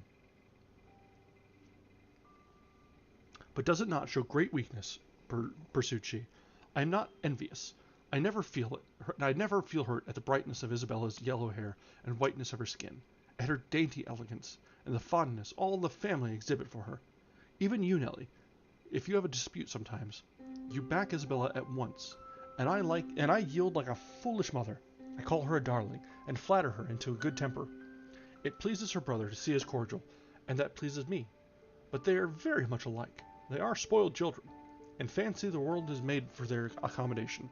And though I humor both, I think a smart chastisement might improve them all the same. You're mistaken, Mrs. Linton, said I. They humor you. I know what there would be to do if they did not. You can well afford to indulge their passing whims as long as their business is to anticipate all your desires. You may, however, fall out, at last, over something of equal consequence to both sides. And then, those you term weak are very capable of being as obstinate as you. And then we shall fight to the death, shan't we, Nelly? She returned, laughing. No, I tell you, I have such faith in Linton's love that I believe I might kill him, and he wouldn't wish to retaliate. I advised her to value him the more for his affection. I do, she answered, but he needn't resort to whining for trifles. It is childish, and, instead of melting into tears because I said that to Heathcliff, was now worthy of anyone's regard, and it would honor the first gentleman in the country to be his friend. He ought to have said it for me, and been delighted from sympathy. He must get accustomed to him, and he may as well like him, considering how Heathcliff has reason to object to him. I am sure he behaved excellently. "What do you think of his going to Wuthering Heights?" I inquired. "He is reformed in every respect, apparently. Quite a Christian, offering the right hand of fellowship to his enemies all around." "He explained it," she replied. "I wonder as much as you. He said he called to gather information concerning me from you, supposing you resided there still, and Joseph told Hindley, who came out and fell to questioning him of what he had been doing and how he had been living, and finally desired to walk in. There were some persons sitting at cards. Heathcliff joined them. My brother lost some money to him, and finding him plentifully supplied, he requested that he should come again in the evening, to which he consented. Hindley is too reckless to select his acquaintance prudently. He doesn't trouble himself to reflect on the causes he might have for mistrusting one whom he has basely injured, but Heathcliff affirms his principal reason for resuming connection with his ancient persecutor is a wish to install himself in quarters at walking distance from the Grange, and an attachment to the house where we live together, and likewise a hope that I shall have more opportunities of seeing him there than I could have if he settled in Gimmerton. He means to offer liberal payment for permission to lodge at the Heights, and doubtless my brother's covetousness will prompt him to accept the terms. He was always greedy, though what he grasps with one hand he flings away with the other." "It's a nice place for a young man to fix his dwelling in," said I. "Have you no fear of the consequences, Mrs. Linton?" "Not for my friend," she replied. "His strong head will keep him from danger. A little for Hindley, but he can't be made morally worse than he is, and I stand between him and bodily harm. The event of this evening has reconciled me to God and humanity. I had risen in angry rebellion against Providence. Oh, I have endured very, very bitter misery, Nellie. If that creature knew how bitter, he'd be ashamed to cloud its removal with idle petulance. It was kindness for him which induced me to bear it alone. Had I expressed the agony I frequently felt, he would have been taught to long for its alleviation as ardently as I. However, it's over, and I'll take no revenge on his folly. I can afford to suffer anything hereafter. Should the meanest thing alive slap me on the cheek, I'd not only turn the other, but I'd ask pardon for provoking it. And, as a proof, I'll go and make my peace with Edgar instantly. Good night. I'm an angel." In this self-complacent conviction she departed, and the success of her fulfilled resolution was obvious on the morrow.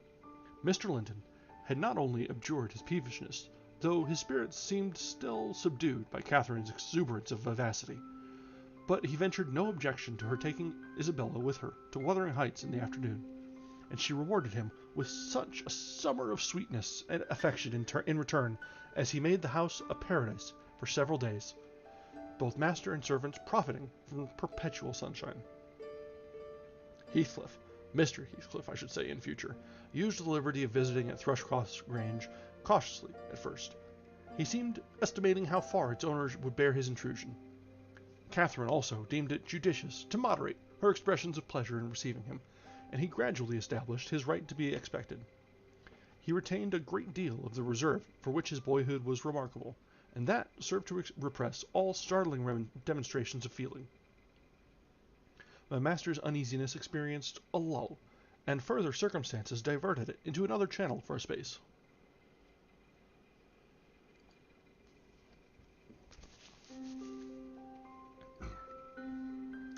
His new source of trouble sprang from the not anticipated misfortune of Isabella Linton evincing a sudden and irresistible attraction towards the tolerated guest. She was, at that time, a charming young lady of 18, infantile in manners, though possessed of keen wit, keen feelings, and a keen temper, too, if irritated. Her brother, who loved her tenderly, was appalled at this fantastic preference. Leaving aside the degradation of an alliance with a nameless man, and the possible fact that his property, in default of heirs male, might pass into such a one's power, he had sense to comprehend Heathcliff's disposition, to know that, though his exterior was altered, his mind was unchangeable and unchanged, and he dreaded that mind. It revolted him. He shrank forebodingly from the idea of committing Isabella to its keeping.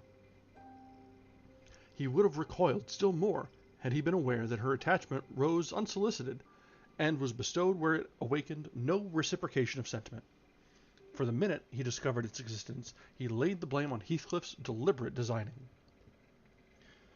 We had all remarked, during some time, that Miss Linton fretted and pined over something. She grew cross and wearisome, snapping at and teasing Catherine continually, at the imminent risk of exhausting her limited patience. We excused her, to a certain extent, on the plea of ill health. She was dwindling and fading before our eyes, but one day, when she had been peculiarly wayward, rejecting her breakfast, complaining that the servants did not do what she had told them, that the mistress would allow her to be nothing in the house, and Edgar neglected her. She had caught a cold with the doors being left open, and we let the parlor fire go out on purpose to vex her with 100 yet more frivolous accusations. Mrs. Linton peremptorily insisted that she should go to bed, and, having scolded her heartily, threatened to send for the doctor. Mention of Kenneth caused her to exclaim instantly that her health was perfect, and it was only Catherine's harshness which made her unhappy. "How can you say I am harsh, you naughty fondling?" cried the mistress, amazed at the unreasonable assertion. "You are surely losing your reason. When have I been harsh? Tell me." "Yesterday," sobbed Isabella. "And now?" "Yesterday," said her sister-in-law. "On what occasion?" "In our walk along the moor, you told me to ramble where I pleased, while you sauntered on with Mr. Heathcliff." "And that's your notion of harshness," said Catherine, laughing. "It was no hint that your company was superfluous. We didn't care whether you kept with us or not. I merely thought Heathcliff's talk would have nothing entertaining for your ears." "Oh no," wept the young lady. "You wished me away because you knew I liked to be there." "Is she sane?" asked Mrs. Linton, appealing to me. "I'll repeat our conversation, word for word, Isabella, and you point out any charm it could have had for you." "I don't mind the conversation," she answered. "I wanted to be with—" "Well," said Catherine, perceiving her hesitate to complete the sentence. "With him, and I won't always be sent off." She continued, kindling up. "You are a dog in the manger, Cathy, and desire no one to be loved but yourself." "You are an impertinent little monkey!" exclaimed Mrs. Linton in surprise. "But I'll not believe this idiocy.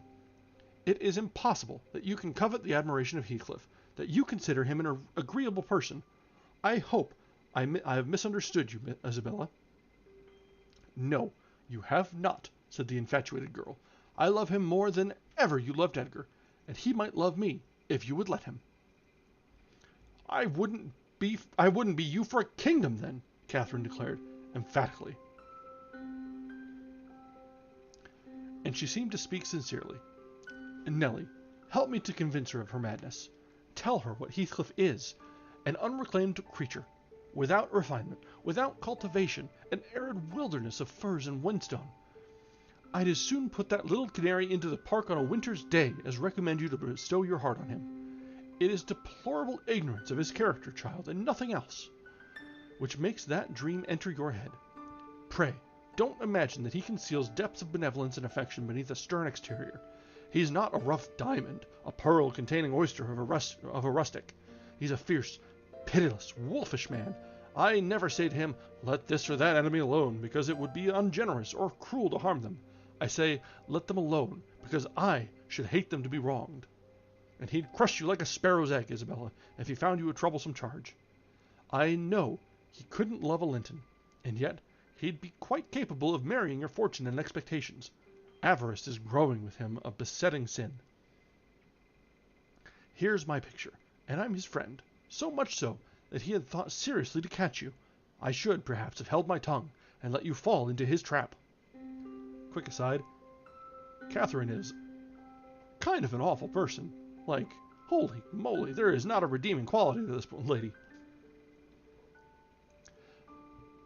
Miss Linton regarded her sister-in-law with indignation. For shame! For shame!" she repeated angrily. "You are worse than 20 foes, you poisonous friend!"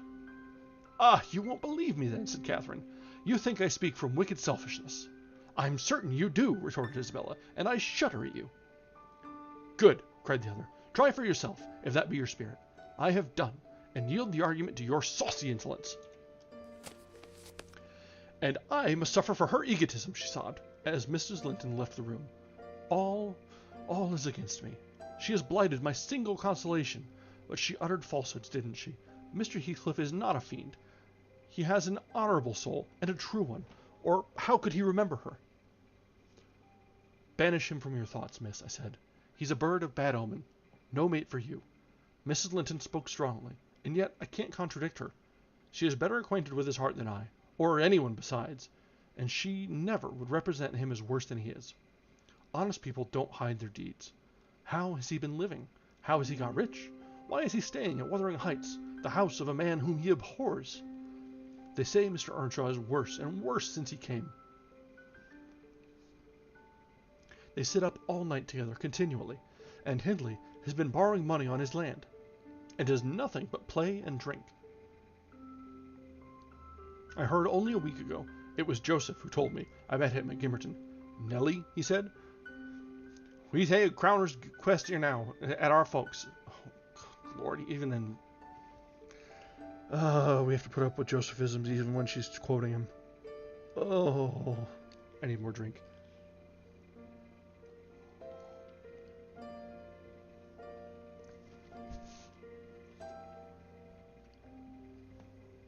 Nellie, he said, we had Crowner's quest now, our folks. One on 'em has gotten his finger cut off with haunting to other fro for sticking hissling local cough. That's my street, you know.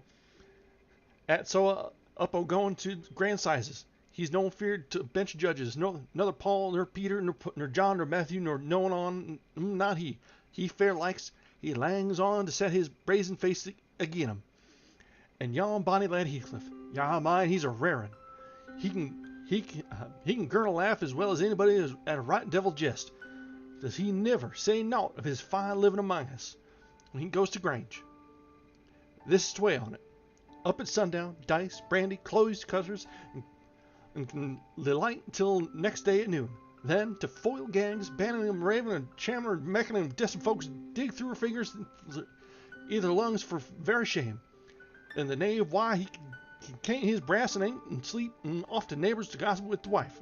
Of course, he tells Dame Catherine how her father's ghoul runs into his pocket, and her father's son gallops down to Broad Road while he flees afore to open the pikes. Now, Miss Linton, Joseph is a old rascal, but no liar, and if his account of Heathcliff's conduct be true, you would never think of desiring such a husband, would you? Yeah, I thought we were safe from French, but this accent, I can't for the life of me get it right. The way it's written out on the page, it's a mess. You are leagued with the rest, Elegant, she replied. I'll not listen to your slanders. What malevolence you must have to wish to convince me that there is no happiness in the world. Whether she would have got over this fancy if I left her to herself, or persevered in nursing it perpetually, I cannot say. She had little time to reflect. The day after, there was a justice meeting at the next town. My master was obliged to attend, and Mr. Heathcliff, aware of his absence, called rather earlier than usual. Catherine and Isabella were sitting in the library on hostile terms, but silent. The latter, alarmed at her recent indiscretion, and the disclosure she had made of her secret feelings in a transient fit of passion. The former, on mature consideration, really offended with her companion, and, if she laughed again at her pertness, inclined to make it no laughing matter to her. She did laugh as she saw Heathcliff pass the window. I was sweeping the hearth, and I noticed a mischievous smile on her lips. Isabella, absorbed in her meditations, or a book, remained till the door opened, and it was too late to attempt an escape, which she would gladly have done had it been practicable. Come in, that's right, exclaimed the mistress, gaily, pulling a chair to the fire. Here are two people sadly in need of a third to thaw the ice between them, and you are the very one we should both of us choose. Heathcliff, I'm proud to show you, at last, somebody that dotes on you more than myself. I expect you to feel flattered. Nay, it's not Nellie, don't look at her. My poor little sister-in-law is breaking her heart by mere contemplation of your physical and moral beauty.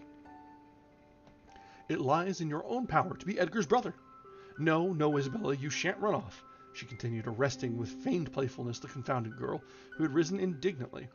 We were quarreling like cats about you, Heathcliff, and I was fairly beaten in protestations of devotion and admiration, and, moreover, I was informed that if I would but have the manners to stand aside, my rival, as she will have herself to be, would shoot a shaft into your soul that would fix you forever and send my image into eternal oblivion.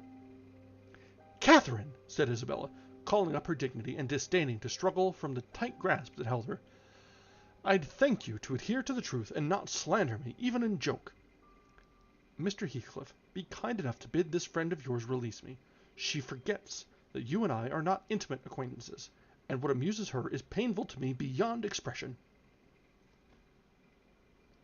As the guest answered nothing, but took his seat, and looked thoroughly indifferent what sentiments she cherished concerning him, she turned and whispered an earnest appeal for liberty to her tormentor. "By no means," cried Mrs. Linton in answer. "I won't be named a dog in the manger again. You shall stay now then. Heathcliff, why don't you evince satisfaction at my pleasant news? Isabella swears that the love Edgar has for me is nothing to that she entertains for you. I'm sure she made some speech of the kind, did she not, Ellen? And she has fasted ever since the day before yesterday's walk, from sorrow and rage that I dispatched her out of your society under the idea of it being unacceptable." "I think you belie her," said Heathcliff, twisting his chair to face them. "She wishes to be out of my society now, at any rate."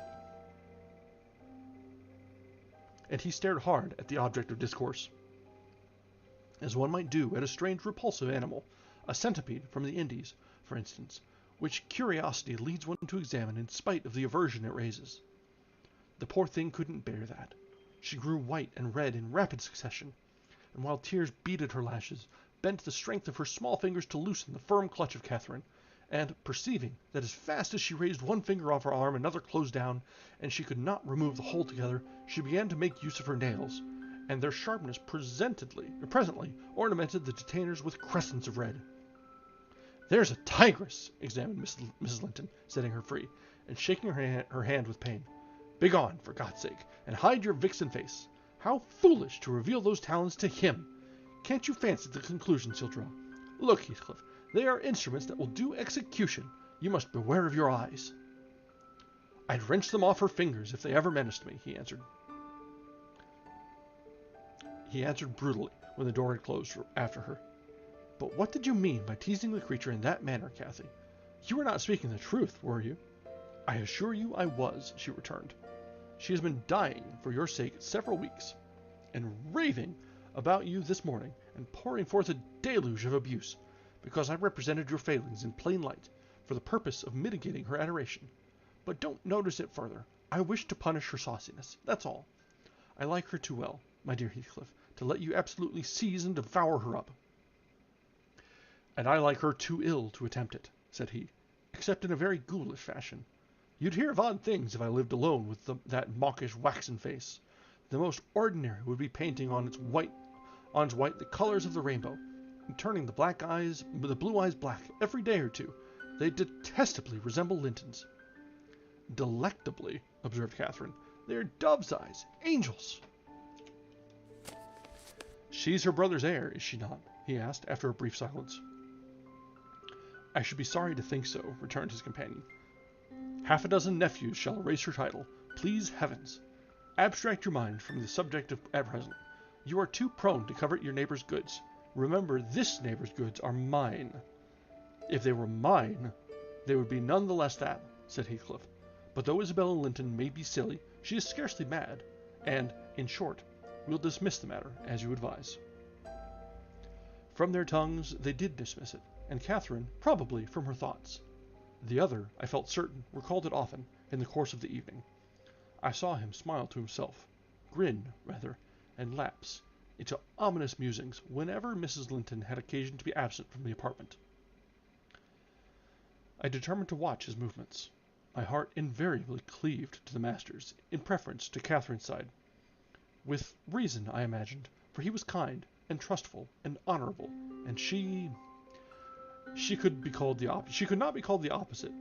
Yet she seemed to allow herself such wide latitude that I had little faith in her principles, and still less sympathy for her feelings. I wanted something to happen which might have the effect of freeing both Wuthering Heights and the Grange of Mr. Heathcliff.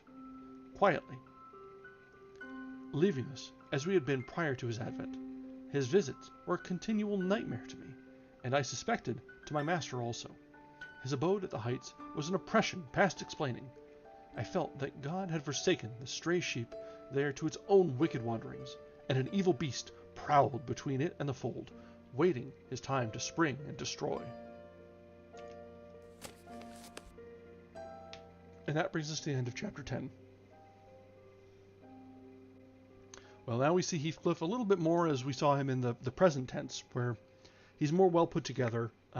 He went out and saw the world, made his fortunes, and came back to his old home a changed man, but maybe not entirely a good man. We'll probably see a little bit more as how this develops, but I think the writing is on the wall. We've seen that Heathcliff has someone, but he will always have lingering feelings for Catherine, but it certainly seems that she's unattainable, at least in a reasonable sense. We'll probably find out more, I'm sure.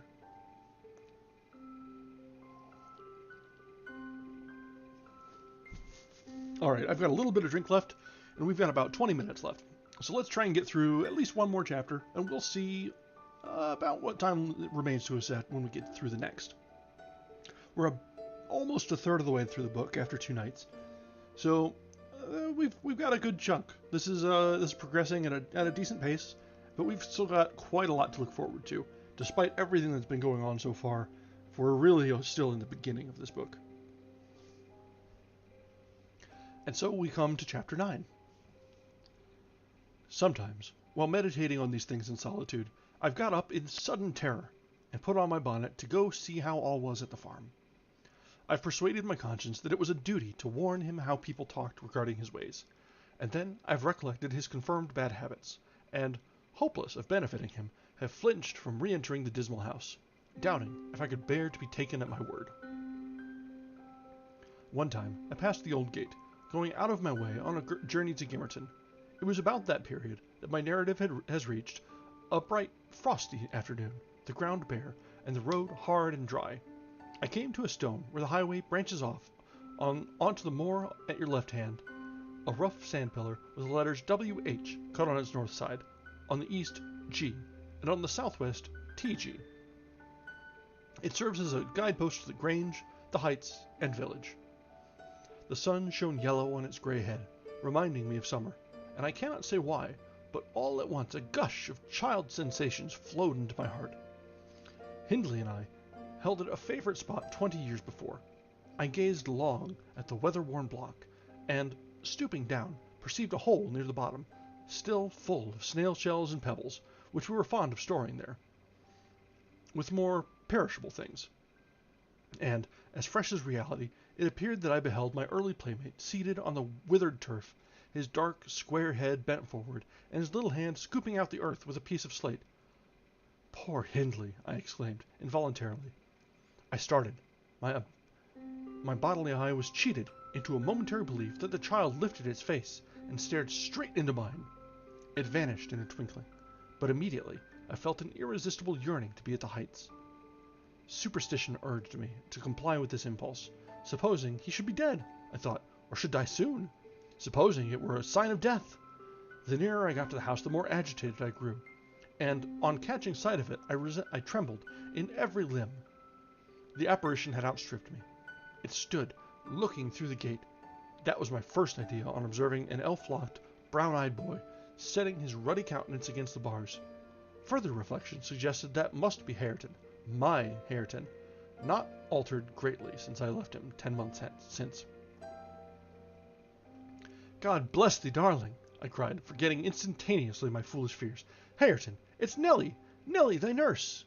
He retreated out of arm's length, and picked up a large flint.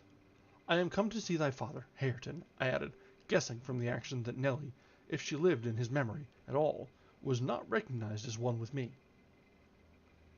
He raised his missile to hurl it. I commenced a soothing speech, but could not stay his hand. The stone struck my bonnet, and then ensued, from the stammering lips of the little fellow, a string of curses, which, whether he comprehended them or not, were delivered with practised emphasis, and distorted his baby features into a shocking expression of malignity. You may be certain this grieved more than angered me. Fit to cry, I took an orange from my pocket and offered it to propitiate him. He hesitated, then snatched it from my hold, as if he fancied I only intended to tempt and disappoint him. I showed another, keeping it out of his reach. Who has taught you those fine words, my baron? I inquired. The curate. Damn the curate, and thee! Give me that, he replied. Tell us where you got your lessons, and you shall have it, said I. Who's your master? Devil Daddy, was his answer. And what do you learn from Daddy? I continued. He jumped at the fruit. I raised it higher. What does he teach you? I asked. Naught, said he, but to keep out his gate.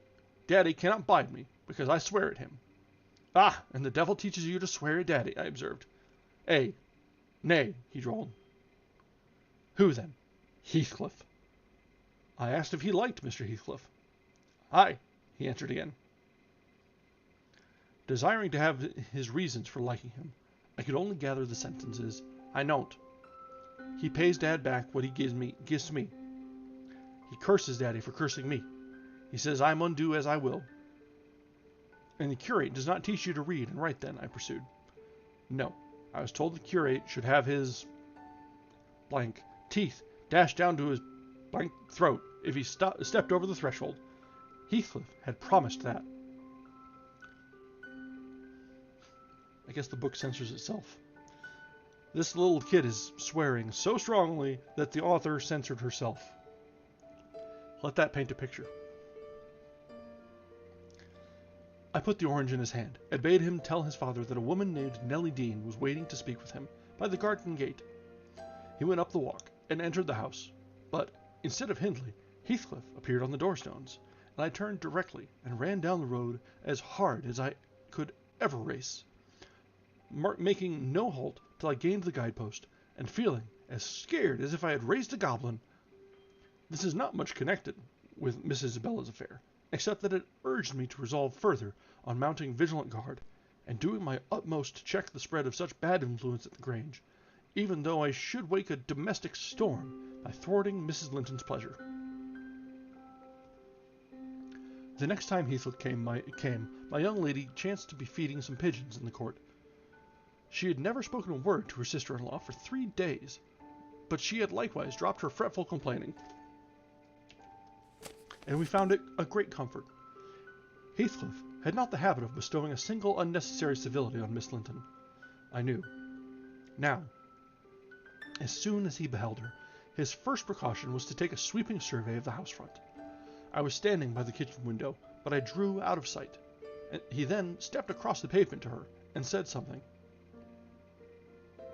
She seemed embarrassed and desirous of getting away, to prevent it. He laid his hand on her arm. She averted her face. He apparently put some question which she had no mind to answer. There was another rapid glance at the house. And supposing himself unseen, the scoundrel had the impudence to embrace her. Judas, traitor! I ejaculated. You are a hypocrite too, are you? A deliberate deceiver. Who is, Nellie? Said Catherine's voice at my elbow. I had been over-intent on watching the pair outside to mark her entrance. You worthless friend, I answered warmly. The sneaking rascal yonder. Ah, he has caught a glimpse of us. He is coming in.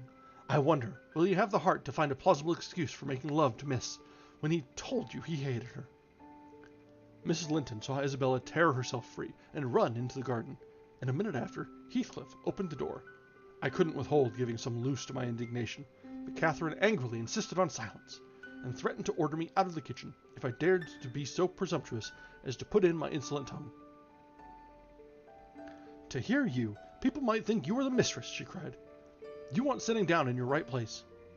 Heathcliff, what are you about, raising this stir? I said you must let Isabella alone. I beg you will, unless you are tired of being received here, and wish Linton to draw the bolts against you. God forbid that he should try, answered the black villain. I detested him just then. God keep him meek and patient. Every day I grow madder after sending him to heaven. Hush, said Catherine, shutting the inner door. Don't vex me. Why have you disregarded my request? Did she come across you on purpose? What is it to you? He growled. I have a right to kiss her, if she chooses, and you have no right to object. I am not your husband. You needn't be jealous of me. I'm not jealous of you, replied the mistress.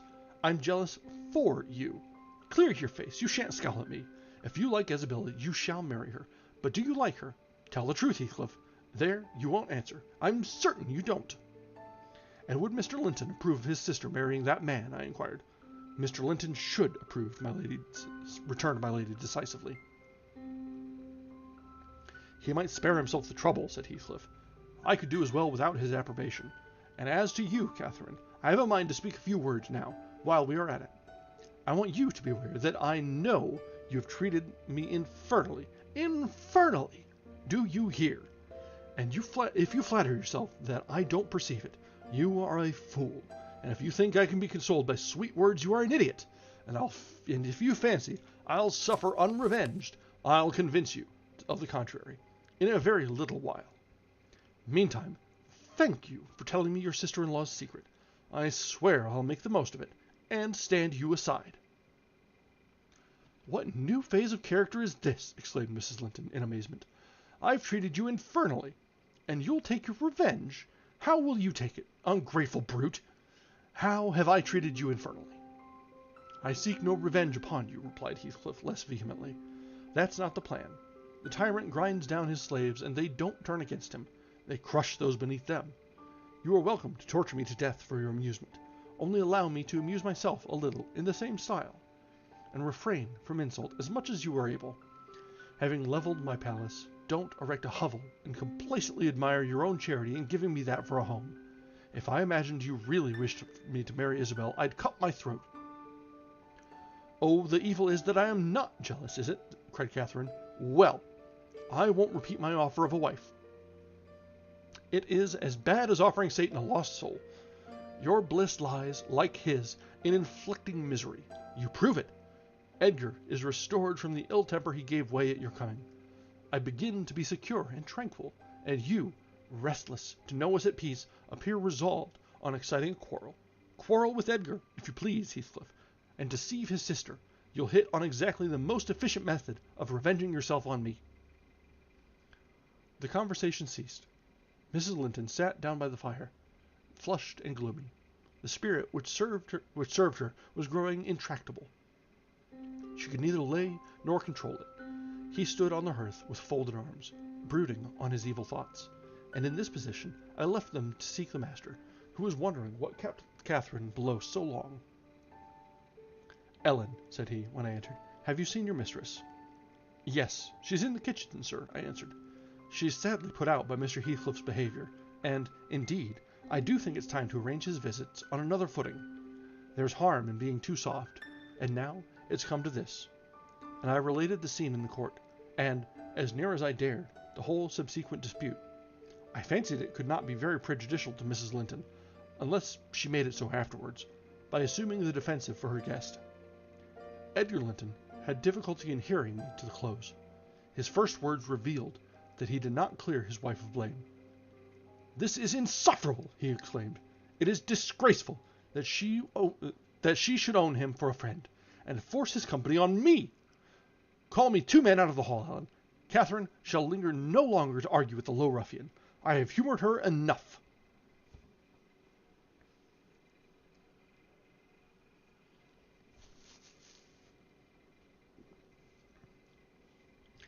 He descended, and bidding the servants wait in the passage, went, followed by me, to the kitchen.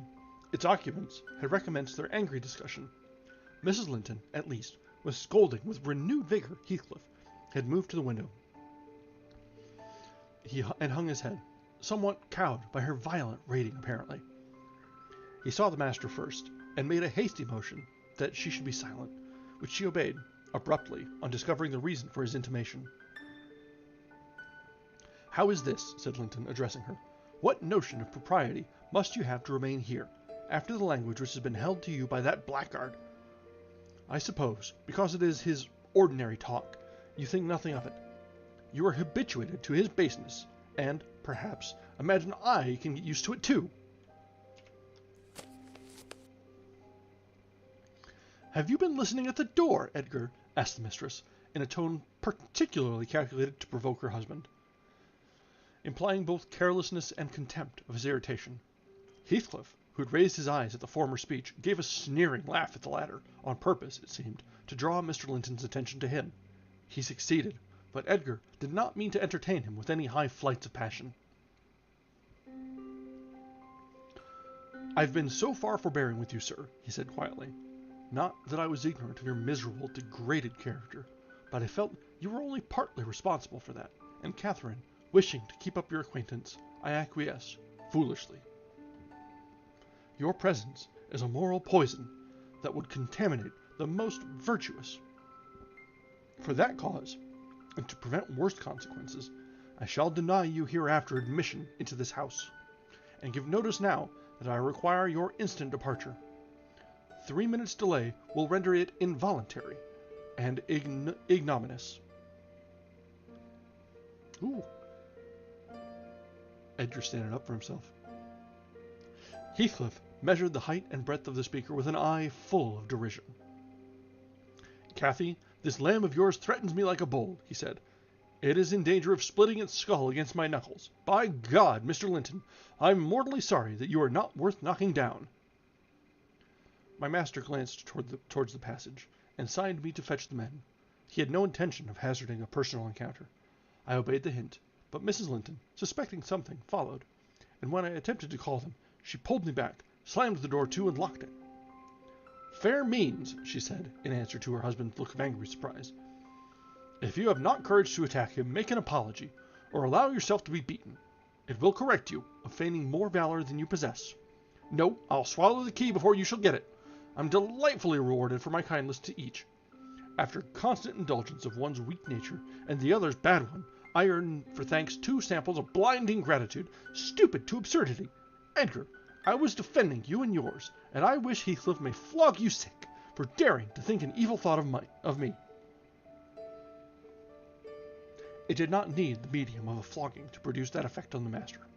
He tried to wrest the key from Catherine's grasp, and for safety she flung it into the hottest part of the fire, whereupon Mr. Edgar was taken with a nervous trembling, and his countenance grew dreadly pale. For his life he could not avert that excess of emotion. Mingled anguish and humiliation overcame him completely. He leant on the back of a chair and covered his face. Oh, heavens! In old days this would win you a knighthood, exclaimed Mrs. Linton. We are vanquished! We are vanquished! Heathcliff would as soon lift a finger at you as the king would march his army against a colony of mice. Cheer up.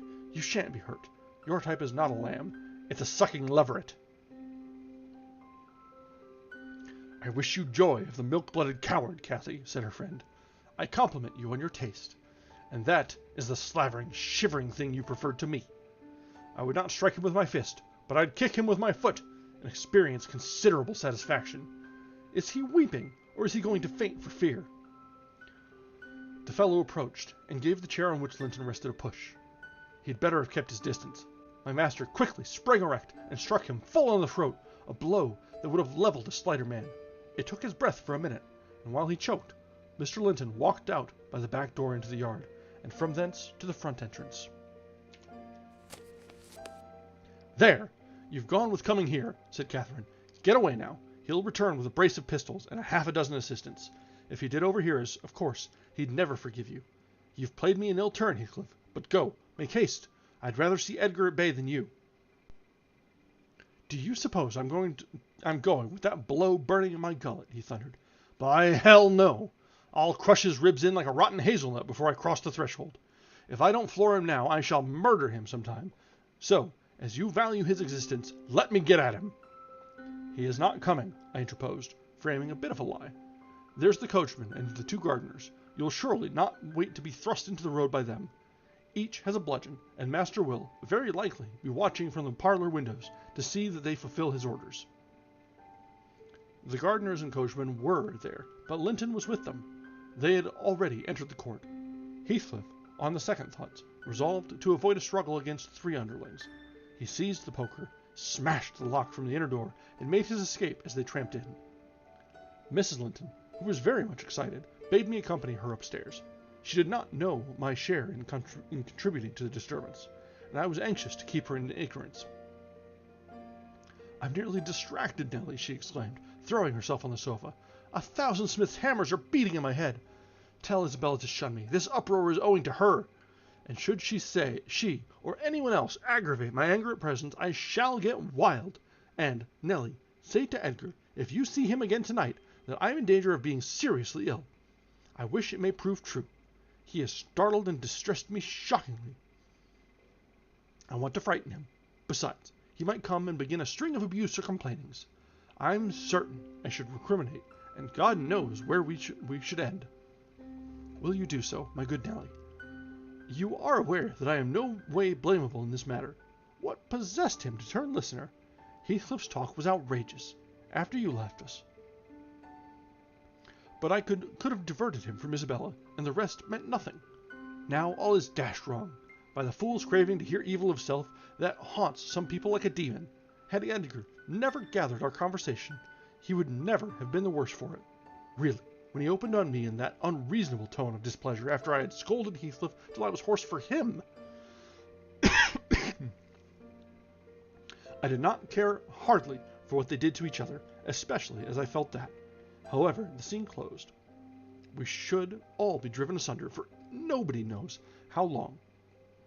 Well, if I cannot keep Heathcliff for my friend, if Edgar will be mean and jealous, I'll try to break their hearts by breaking my own. That will be a prompt way of finishing all, when I am pushed to extremity. But it's a deed to be reserved for a forlorn hope. I'd not take Linton by surprise with it. To this point, he has been discreet in dreading to provoke me. You must represent the peril of quitting that policy, and remind him of my passionate temper, verging, when kindled, on frenzy. I wish you could dismiss that apathy out of that countenance, and look rather more anxious about me.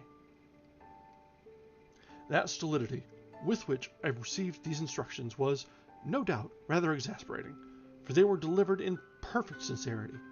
But I believed a person who could plan the turning of her fits of passion to account beforehand might, by exerting her will, manage to control herself tolerably, even while under their influence, and I did not wish to frighten her husband, as she said, and multiply his annoyances for the purpose of serving her selfishness.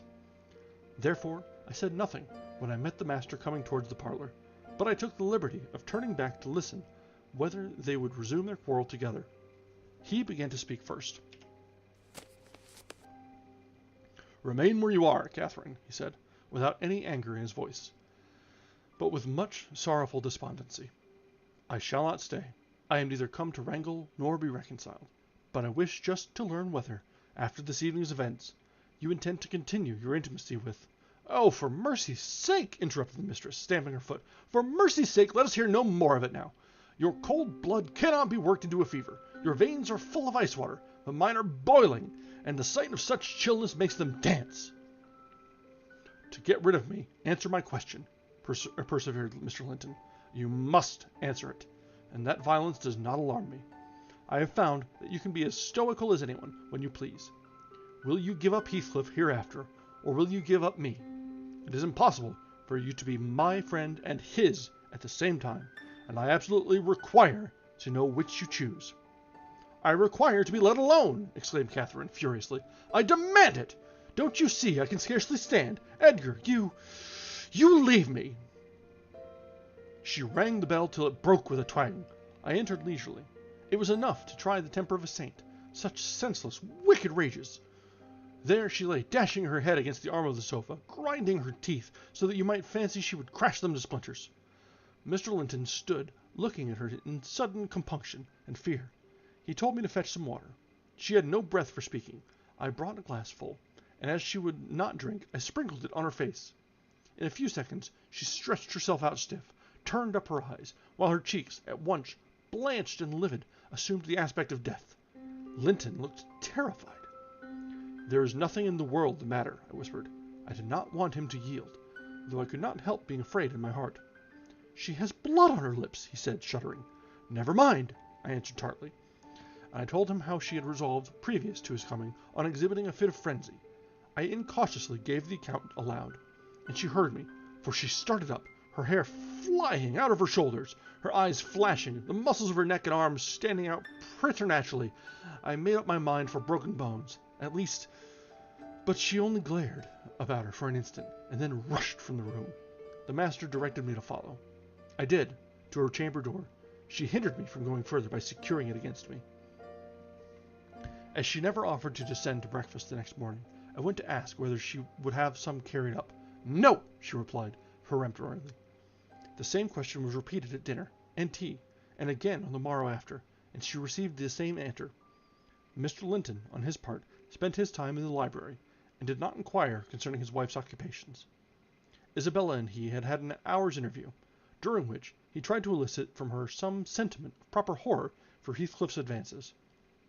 But he could make nothing of her evasive replies, and was obliged to close the examination unsatisfactorily, adding, however, a solemn warning, that if she were so insane as to encourage that worthless suitor, it would dissolve all bonds of relationship between herself and him. And that brings us to the end of chapter 11. And wow, that one had a lot going on. There was direct confrontation between Edgar and Heathcliff, and Catherine being absolutely horrible, which shouldn't be a surprise, but wow, that one was a surprise. That struck. And alright, so we are a little past 10 tonight, so we should probably wrap up here. The drink has gone dry, and as you may have heard, I had a little bit of a cough going on there. That was probably a mix of a bit of a dry throat and the action of the scenes just getting to me as I just couldn't stop to breathe. Like I said, the narration of this, really, you get into the reading a lot more than you would just sitting there and reading it by the fire normally. So this is fun. I'm experiencing this in an entirely different way than I have previously. It's a lot of fun. But let's go ahead and end here tonight. We will return tomorrow night at our normal time. We're just a little bit north of a third of the way through the book so far, so we've got a lot left, and there's already a lot been happening, so it'll be interesting to see. It seems like we're getting closer and closer to the present day in Nellie's retelling of this tale.